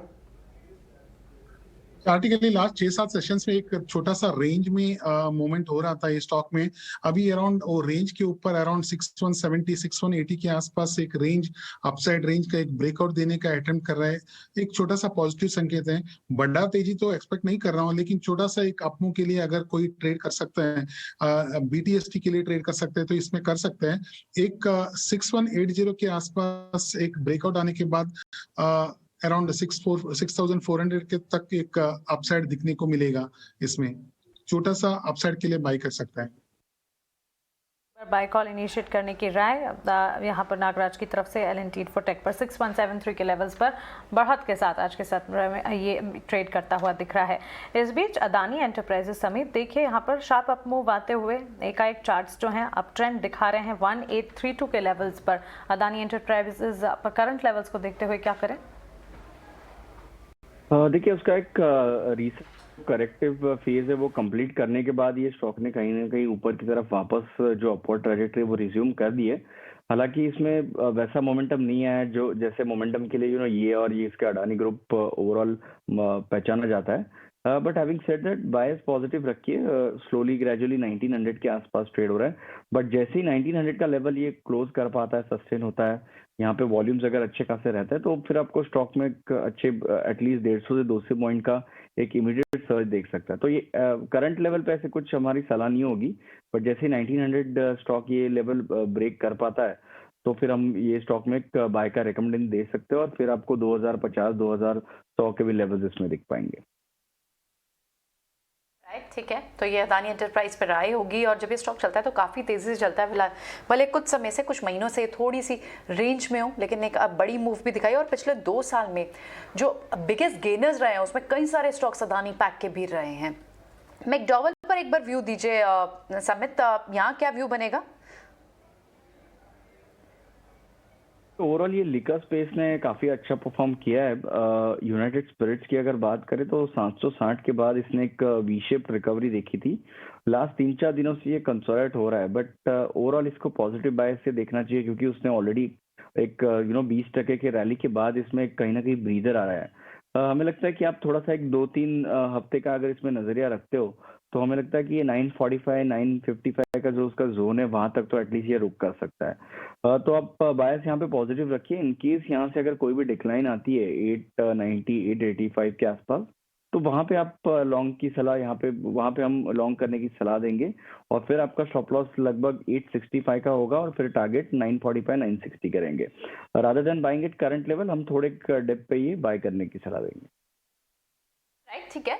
एक बार एक और इम्पॉर्टेंट अपडेट, क्योंकि रुचि सोया का एफपीओ आज से खुला है, डिस्काउंट था बड़ा, 35% का डिस्काउंट था कल के प्रीवियस क्लोज से। उस पर विनी ने एक रिपोर्ट कंपाइल की है कि ये जो फंड्स रेज है वो कहाँ यूज़ हो सकते हैं, कौन से बिजनेस को बढ़ा सकती है कंपनी। आइए एक बार ये रिपोर्ट चेक कर लेते हैं विनी की। तो एंकर इन्वेस्टर की पहले बात करते हैं तो काफ़ी स्ट्रॉन्ग डिमांड उनको आया हुआ है एंकर इन्वेस्टर से, और अराउंड 1290 करोड़ की एंकर इन्वेस्टर हुई थी कल, जो डिटेल आई है ना। ये 4300 करोड़ की बात करें, इसमें से जो उनका 80% की जो अमाउंट है, 80% की जो अमाउंट है वो मेनली यूज़ होगी उनके डेट को रीपे करने के लिए। और डेट रीपेमेंट हो जाती है तो उसके बाद क्या होता है कि उनको फाइनेंस कॉस्ट भी कम हो जाएगा और उनकी प्रॉफिटेबिलिटी इन द एंड उनकी जो बॉटम लाइन है वो थोड़ी इंप्रूव भी हो जाएगी क्योंकि उनका फाइनेंस कॉस्ट काफ़ी कम हो जाएगा। 80% उनकी जो डेट है, मतलब अराउंड उनकी डेट की बात करें तो 3800 करोड़ की डेट है, उसमें से डेट वो लोग 2600 करोड़ यूज़ करेंगे ये डेट रीपेमेंट में। उसके अलावा उनके काफ़ी पॉजिटिव क्रीड ट्रिगर्स भी है। रुचि सोया की बात करें तो उन्होंने फॉरे किया है उनके अपने न्यूट्रिशिकल बिजनेस में जो काफ़ी हाई ग्रोथ बिजनेस है। पैकेज फूड को भी वो लेवरेज करेंगे क्योंकि पतंजलि का जो एक्विजिशन हुआ था वहाँ से वो पैकेज फूड बिजनेस है, उनकी भी काफ़ी पॉजिटिव साइंस है। उनका बैकवर्ड इंटीग्रेशन हुआ है पाम ऑयल बिजनेस में भी और उनका काफ़ी प्रेजेंस है, तो काफ़ी across brands and across mass products to premium products, उनके सब अक्रॉस में उनके सेक्टर्स में उनका प्रेजेंस भी है। नाउ कंपटीशन की बात करें, अडानी विल्मर आपने एक नाम बोला था, तो अडानी विल्मर उनका डायरेक्ट पेयर कंपैरिजन भी होता है vegetable oil segment, oil processing, seed segment में, और पैकेज फूड में तो ब्रिटानिया, आईटीसी, नेस्ले, काफ़ी सारी एफएमसीजी कंपनी है। उसकी बात करें तो लिस्टेड कंपनीज में वो उनकी काफ़ी सारी कंपटीशन, पेयर कंपटीशन भी है। पर आते हैं उनके ओवरऑल रेवेन्यू ग्रोथ की बात करते हैं तो उन्होंने काफ़ी, रुचि सोया का रेवेन्यू ग्रोथ डबल हो चुका है लास्ट 2-3 सालों में। वॉल्यूम्स स्टैग्नेंट रहेगा क्योंकि क्रूड पाम ऑयल प्राइसेस जो है वो काफ़ी इंक्रीज हो चुके थे। पर मार्जिन्स की बात करें, मार्जिन्स कंपेयर करें अडानी विल्मर से तो मार्जिन्स रुचि सोया की काफ़ी बेटर है क्योंकि उनके पास एक पाम ऑयल प्लांटेशन है जिसका काफ़ी बेनिफिट होता है कंपनी को, बिगेस्ट इन इंडिया है, तो उसकी वजह से मार्जिन्स काफ़ी बेटर है। और पी वैल्यूएशंस की बात करें तो वैल्यूएशंस काफ़ी अट्रैक्टिव है रुचि सोया के compare to Dabur, Britannia, agrotech company की भी बात करें तो वहाँ पे भी उनके वैल्यूएशंस काफ़ी चीप है। तो कितना अट्रैक्टिव है ये इन्वेस्टर्स के लिए, ये श्योरली एक फैक्टर है जो वॉच आउट करेंगे। रुचि सोया का तो चार्ट अवेलेबल है समित, इसको चेक करके बताएंगे। तो एफपीओ है, रुचि सोया आज 2-3% नीचे, कुछ 2-3 दिन पहले ही 10% चला था, लेकिन चार्ट्स पे क्या नजर आता है? देखिए अजय, यस इसका चार्ट तो है अवेलेबल, बट अगर आप थोड़ा इसका हिस्टोरिकल बिहेवियर देखोगे तो ये स्टॉक जाना जाता था उसके सर्किट टू सर्किट बिहेवियर के लिए, जो एक सीरीज ऑफ उसकी अपर सर्किट और लोअर सर्किट हमने पास्ट में देखे हैं, और उसके वजह से उसके वॉल्यूम काफी ज्यादा इनकंसिस्टेंट रहते हैं। हालांकि लास्ट 4-5 दिनों से वॉल्यूम बढ़ गया है, बट प्राइस फ्लक्चुएशन भी अब देखो तो उतना ही उसका एक काफी एक शार्प हमने अपटिक देखे थे, फिर वापस एक करेक्शन देखा था। तो जनरली ऐसे स्टॉक्स में रिटेल ट्रेडर्स को हम रेकमेंड नहीं करते, क्योंकि ये फ्लक्चुएशन और इनकंसिस्टेंट वॉल्यूम के वजह से ट्रैप होने के ऐसे स्टॉक्स में पॉसिबिलिटी ज्यादा है। बट हैविंग सेड दैट, फिलहाल तो हमें इसकी एक रेंज लग रही है 800 से लेके 1100 की एक ब्रॉड रेंज है। फिलहाल तो ये उसी में है। जब भी ये 1100-1150 का लेवल ब्रेक कर पाएगा तभी फिर आपको एक चार्ट में एटलीस्ट इसके एक पॉजिटिव सिग्नल्स दिखेंगे। रुचि सोया पर आपको मिलती हुई और साथ ही रिसर्च भी हमने आपका तक पहुंचाई विस्तार से, जहां पर डिटेल्ड एनालिसिस रुचि सोया के एफपीओ पर हमने आपको कर दिखाया। इस बीच कुछ स्टॉक्स हैं जो कि वॉल्यूम बजर्स कैटेगरी में सबसे आगे हैं। नागराज बजाज होल्डिंग्स आप देखिए, जस्ट अभी हमने देखा है एक अच्छी तेजी के बीच यहाँ पर ट्रेड देखने को मिल रहा है और वॉल्यूम्स इनके एक एक कर बढ़ते हुए यहाँ पर बाइंग हो रही है 5074 के लेवल्स पर। क्या कहेंगे आप? जी हाँ, कंटिन्यूस रेंज बाउंड मूवमेंट है, छोटे से दायरे में मूव हो रहे हैं लास्ट 5-6 सेशन में। अभी भी कुछ क्लियर इंडिकेशन नहीं है, और ओवरऑल चार्ट पैटर्न देखोगे उतना कुछ कन्विंसिंग एक टेक्निकली एक एविडेंस नहीं दिख रहा है कि एक लॉन्ग के लिए एक सलाह दो। मेरे तरफ से अवॉइड रहेगा ये फिलहाल। आप इस वक्त सेक्टोरिकली देखें तो इस वक्त आपको जो गेनर्स दिख रहे हैं उसमें सबसे ऊपर आपको मीडिया पैक दिखाई दे रहा है बिकॉज ऑफ जी, and then led by other stocks also. Corporate earnings भी आनी है तो बाजार एक फैक्टर इन कर रहा है, अच्छे कॉर्पोरेट रिजल्ट्स हों, उसके चलते आप देखेंगे तमाम दूसरे मीडिया स्टॉक्स में, मीडिया हो, एंटरटेनमेंट स्टॉक्स हों, केबल्स हों, इसमें आपको इस पैक के केबल से मतलब यहाँ आपको मूवमेंट दिख रही है। और उसके बाद दूसरा स्पेस आपको जो दिख रहा है वो दिख रहा है मेटल आईटी में आपको थर्ड स्पॉट दिख रहा है जो आज तेज है। एफएसएल को एक बार देखें नागराज, इसमें पिछले 1 घंटे में अच्छा मूव आया है, कैसे देख रहे हैं आप एफएसएल के इस मूव को? क्या यहाँ पर मोमेंटम बन सकता है, आगे भी जारी रह सकता है अगर यहाँ से कोई बीटीएसटी करता है तो? जी हाँ, लंबा कंसोलिडेशन के बाद एक अपसाइड ब्रेकआउट, दमदार ब्रेकआउट दिखने को मिला है, और एक छोटा सा हायर बॉटम फॉर्म करके एक स्टॉक ऊपर जाने की कोशिश की है। छोटा सा अपसाइड के लिए पॉसिबिलिटी है, अभी भी लॉन्ग टर्म के लिए कुछ बड़ा संकेत नहीं है ट्रेंड रिवर्सल का, लेकिन छोटा सा एक पुल बैक रैली हम मानते हैं ड्यूरिंग द डाउन ट्रेंड, वो कह सकते हैं। और इधर से अराउंड 140-141 तक एक अपसाइड टारगेट देखने को मिलेगा शॉर्ट टर्म में। टारगेट अपसाइड के 141 तक देखने को मिल सकते हैं और 6% तक की बढ़त फर्स्ट सोर्स में हम देख रहे हैं। आज अच्छी बढ़त के बीच ही कामकाज जहां पर नजर आ रहा है।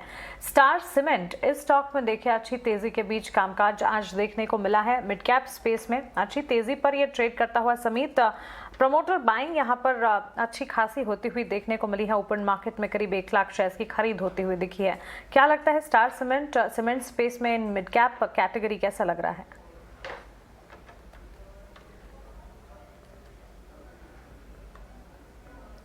समीत, ये सवाल आपके लिए है।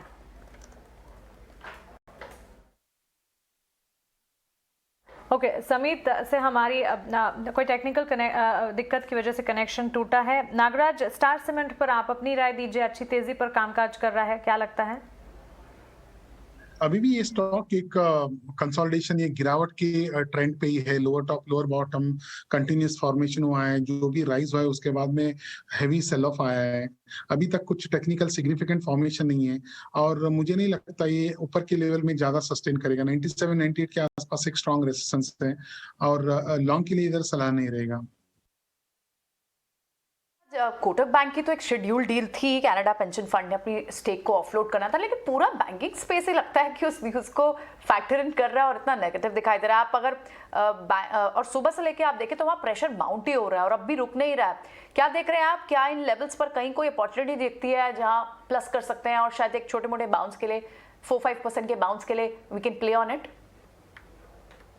मेरे लिए नागराज, यस या banking sector clearly under perform कर रहे हैं बेंचमार्क निफ्टी के सामने, और अभी भी एक सपोर्ट के आसपास कंसोलिडेशन हो रहा है। इंट्राडे के चार्ट देखोगे आप बैंक निफ्टी का, एक रेंज बाउंड मूवमेंट दिख रहा है और एक अच्छा खासा सपोर्ट है अराउंड 35,000 के आसपास बैंक निफ्टी फ्यूचर में। उसके बाद में कुछ खास दमदार अपसाइड नहीं दिख रहा है। मेरे ख्याल से एक आध दो दिन अवॉइड करना चाहिए बैंकिंग स्टॉक्स में, ज्यादा कुछ लॉन्ग क्रिएशन अभी नहीं करना चाहिए।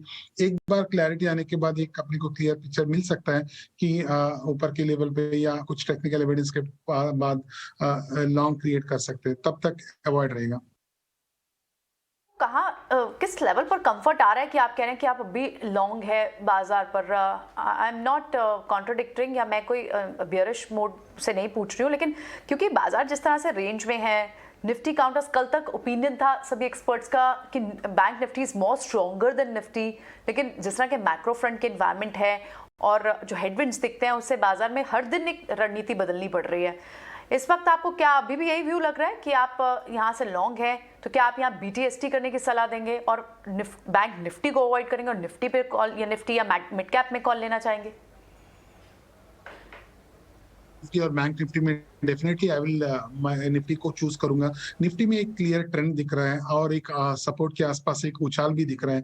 फिलहाल तो 18-20 पॉइंट माइनस में चल रहा है, रेंज बाउंड मूवमेंट है, लेकिन ट्रेंड वाइज निफ्टी में थोड़ा कन्विंसिंग ज्यादा है, अपसाइड मूवमेंट दिखने को मिलेगा लोअर लेवल से। लेकिन बैंक निफ्टी अभी भी उतना कुछ खास मूवमेंट नहीं है। सपोर्ट के आसपास टेक्निकली हम कहते हैं कि सपोर्ट के आसपास बैंक निफ्टी ऊपर जाना चाहिए। मेरे ख्याल से आगे जाके एक आध दो सेशन में निफ्टी कंटिन्यूसली आउट परफॉर्म करते रहेगा। बैंकिंग सेक्टर में थोड़ा लैगार्ड या अंडर परफॉर्मेंस रहेगा। वही वजह था कि आप अगर बाई कर सकते हो निफ्टी फ्रंट लाइन में कर सकते हैं और बैंकिंग में अवॉइड करें। अगर बैंकिंग 36,500 बैंक निफ्टी 36,500 के ऊपर सस्टेनेबली ट्रेड होता है तो एक एविडेंस दिखने को मिलेगा इंट्राडे और डेली चार्ट में, लॉन्ग क्रिएट कर सकते हैं। तब तक बैंकिंग स्टॉक्स में अवॉइड करें, और अगर लॉन्ग क्रिएट करना है तो निफ्टी स्टॉक्स में कर सकते हैं या स्टॉक स्पेसिफिक में कर सकते हैं। लॉन्ग्स क्रिएट करने की राय यहाँ पर बैंक निफ्टी को सिर्फ और सिर्फ व्यू मोड में डाल दीजिए राय, और स्टॉक स्पेसिफिक एक्शंस तो हम लगातार आपको बता ही रहे हैं, कॉल्स भी बता रहे हैं, जिस पर नजर आप बनाकर वहाँ पर ट्रेड के लिहाज से एक बार एंट्री लेने के बारे में सोच सकते हैं।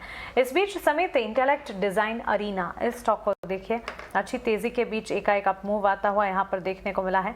दिन भर में स्टॉक ने परफॉर्म नहीं किया है, सिर्फ आखिरी कुछ मिनटों में स्टॉक में आप देखिए बढ़त जो है वो तेजी के साथ आगे बढ़ती दिख रही है 851 के लेवल्स पर। ये आपको कैसा लगता है? देखिए इनफैक्ट लास्ट अगर हम देखें तो 15 से 18 ट्रेडिंग सेशन से कंटिन्यूसली ये स्टॉक जो उसकी अपवर्ड ट्रैजेक्टरी है वो कंटिन्यू कर रहा है। इन बिटवीन ये 2-3 दिन थोड़ा सा ब्रीदर है, बट ओवरऑल जो उसकी ट्रैजेक्टरी है ऊपर की तरफ कंटिन्यू दिख रही है। तो ऐसा वीकनेस का कोई साइन तो नहीं है, but yes as a momentum trader आपका रिस्क रिवॉर्ड उतना फेवरेबल अभी नहीं होगा। 2-3 दिन पहले जब इसने 780-790 के आसपास एक ब्रेकआउट देखा था, वहां पे इसका एक काफी एक अच्छा ट्रेड सेटअप था, बट अभी already the low and fruit is already gone. But जिनके पास है वो बने रहिए, एटलीस्ट 880-885 तक ये मूव एक्सटेंड हो सकती है, तो फ्रेश बाइंग की सलाह नहीं होगी। अगर एग्जिस्टिंग पोजीशन है तो आप यहाँ पे कहीं ना कहीं आपके स्टॉप लॉस ऊपर की तरफ शिफ्ट कीजिए अराउंड 820, और टारगेट आपका 880-885 का होना चाहिए। जहाँ गोल्ड स्ट्रॉन्ग है अभी, क्रूड जिस तरह से क्रूड स्ट्रॉन्ग है, यहाँ गोल्ड की एक डायरेक्ट आपको रिलेशन दिखता है गोल्ड काउंटर्स पर भी।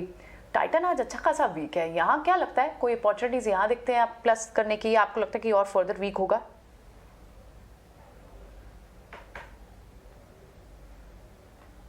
समित, देखिए टाइटन की अगर बात करें तो लास्ट 2-3 दिनों से वापस थोड़ा बहुत ये स्टॉक टेंटेटिव दिखने लगा है। हालांकि उसने एक डिसाइसिव ब्रेकआउट दिया था लास्ट वीक, और कहीं ना कहीं इंडिकेशंस लग रहे थे कि ये स्टॉक 3000 के आसपास तक जा सकता है, बट इमीडिएटली इसमें रिवर्सल आया हुआ है और देखना पड़ेगा 1-2 दिनों के लिए। अगर ये वापस 2700 का लेवल रिक्लेम कर पाता है तो फिर उसकी जो स्ट्रेंथ है वो बरकरार रहेगी, और फिर आपको वापस ये स्टॉक 2800-2900 और उसके बियॉन्ड जाते हुए दिखेगा। तो हम आज ऐसा कुछ इसमें व्यू नहीं लेना चाहेंगे। 1-2 दिन के लिए आप इसको रीसेस कीजिए। जैसे ये 2700 के ऊपर वापस एक बार क्लोज दे पाता है, ये लेवल से रिक्लेम कर पाता है, तो इसमें जो एक स्ट्रेंथ है वो वापस आएगी और फिर आप यहाँ पे कहीं ना कहीं एक लॉन्ग पोजीशन ले सकते हो। टाइटन पर आपके लिए बनती हुई। नागराज, जब मिड कैप स्पेस में टॉप मोमेंटम वाले स्टॉक्स की हम बात करते हैं, उसमें कई दफ़ा ऐसा हुआ है कि Adani total gas one of the top gainer साबित होता है। अदानी टोटल गैस आप देखें नए हाई आज क्रिएट करता हुआ, और यहाँ पर हम देख रहे हैं करीब 5% की बढ़त के साथ sharp up move at day high 1992 पर ये ट्रेड कर रहा है। पिछले 5 सेशंस के मूव्स को अगर देखें करीब 20% की बढ़त, पिछले 1 महीने में स्टॉक ने करीब 30% की तेजी देखी, और पिछले 6 महीनों में करीब 40% तक के रिटर्न ये स्टॉक दिखा चुका है। अदानी टोटल, क्या लगता है एग्जिस्टिंग पोजीशंस किन्हीं की हैं, तो क्या प्रॉफिट बुक करने का समय है, या फिर जो यहाँ पर लेवल्स हैं इतने ही स्ट्रॉन्ग नजर आ रहे हैं और बने रहना चाहिए? हाँ, स्टॉक एक अच्छा खासा एक सिग्निफिकेंट अपसाइड ब्रेकआउट दिया है। इनिशियली अपने को दिखा चार्टिकली एक डाउनसाइड ब्रेकआउट की तरफ जा रहा है अराउंड 1600 के आसपास। उसके बाद में एक अच्छा खासा रिबाउंड दिखने को मिला है, उसके बाद में कंटिन्यूसली मूवमेंट हो रहा है। मोमेंटम स्ट्रांग है, इंडिकेटर्स या वॉल्यूम पैटर्न भी अच्छा खासा लग रहा है। अगर एग्जिस्टिंग किसका होल्डिंग है, लॉन्ग पोजीशन है, कंटिन्यू रखें। 2040-2050 तक एक इनिशियल जो अपसाइड मोमेंटम क्रिएट हुआ है लास्ट 3-4 सेशन से, वो आगे जाके बरकरार रहेगा और वो टारगेट अचीव कर सकते हैं अराउंड 2050 के आसपास से। 2050 के आसपास तक के टारगेट्स भी यहाँ पर बनते हुए दिख रहे हैं। दिन बर दिन हम इस स्टॉक में अच्छी तेजी के बीच ही ट्रेड्स देख रहे हैं। अदानी टोटल गैस आज भी अच्छी तेजी के बीच मोमेंटम दिखाते हुए मिड कैप में ऑफकोर्स टॉप परफॉर्मिंग ये स्टॉक नजर आ रहा है। फोर्टिस हेल्थ इसके ठीक पीछे। समीत, आप देखिए अच्छी बढ़त पर ट्रेड है, 5% की तेजी है। इसे एक बार रिविजिट कीजिए और बताएं फोर्टिस हेल्थ केयर में जो तेजी के साथ ट्रेड्स दिख रहे हैं, इस तेजी को कैसे प्ले आउट किया जाए? देखिए, काफी अर्से के बाद ये स्टॉक में कहीं ना कहीं एक कन्विंसिंग साइंस दिख रहे हैं।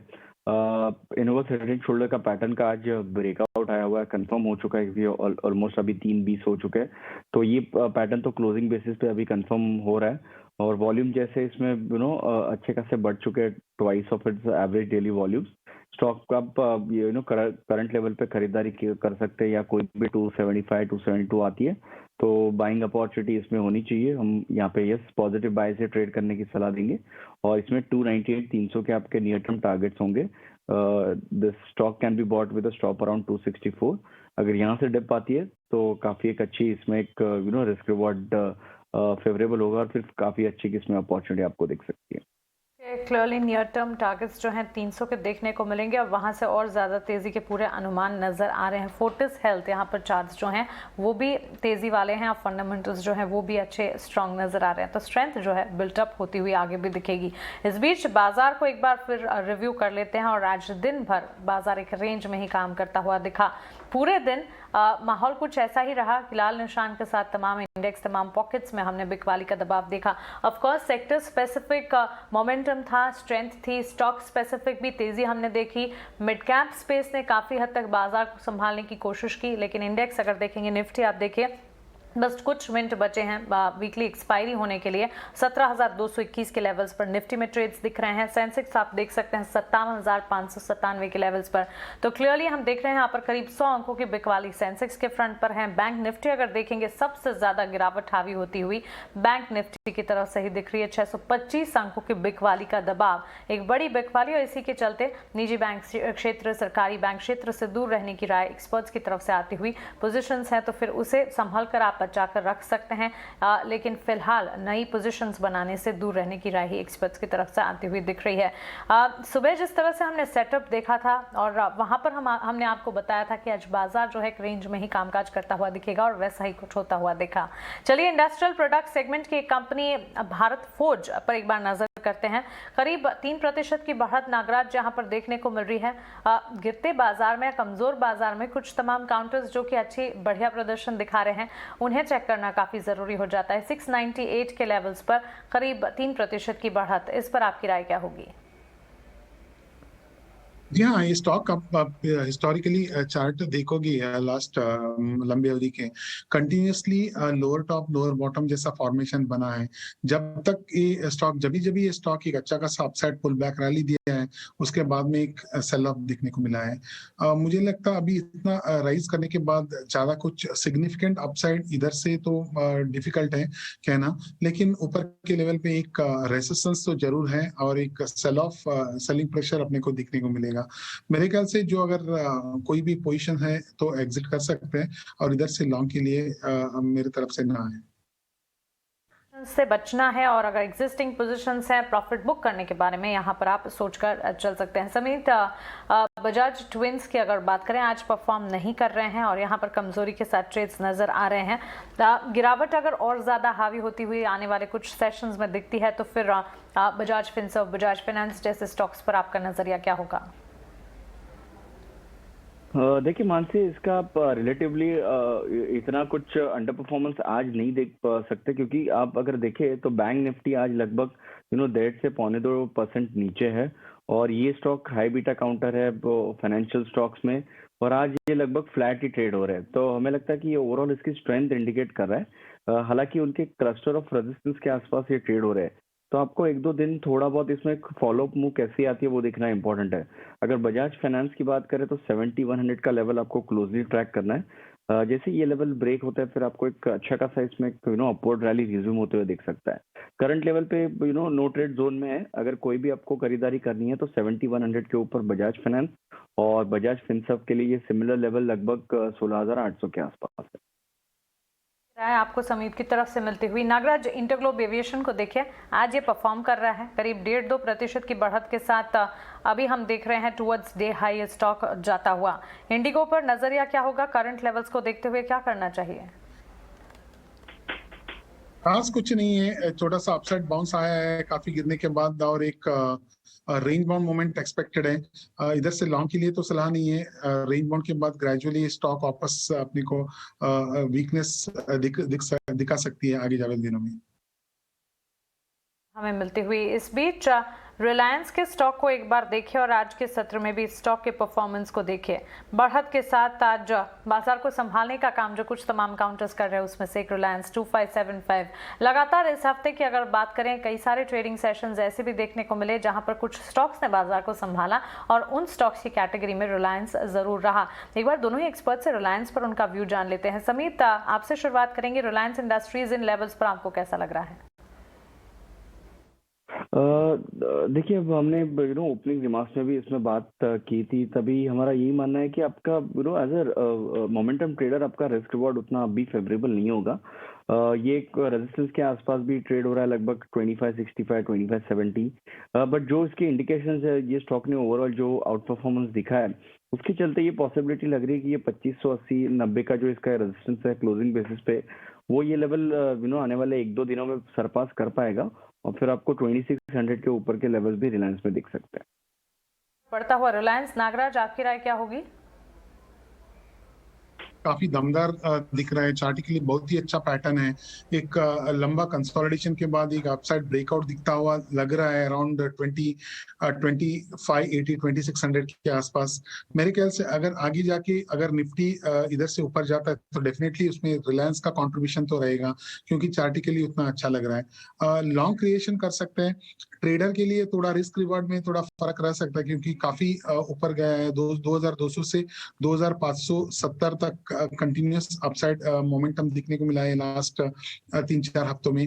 ट्रेडर थोड़ा नीचे डिप्स में ऐड कर सकते हैं। अगर इन्वेस्टर है तो ये लेवल में स्टार्ट कर सकते हैं इन्वेस्टिंग करने के लिए और नीचे के लेवल में ऐड कर सकते हैं। ट्रेंड तो पॉजिटिव है। तो चलिए, अब पूरा दिन एक रेंज में फंसने के बाद वीकली एक्सपायरी के दिन बाजार क्लोज कहां पर हो रहा है, प्रियंका से जान लेते हैं। Priyanka, over to you.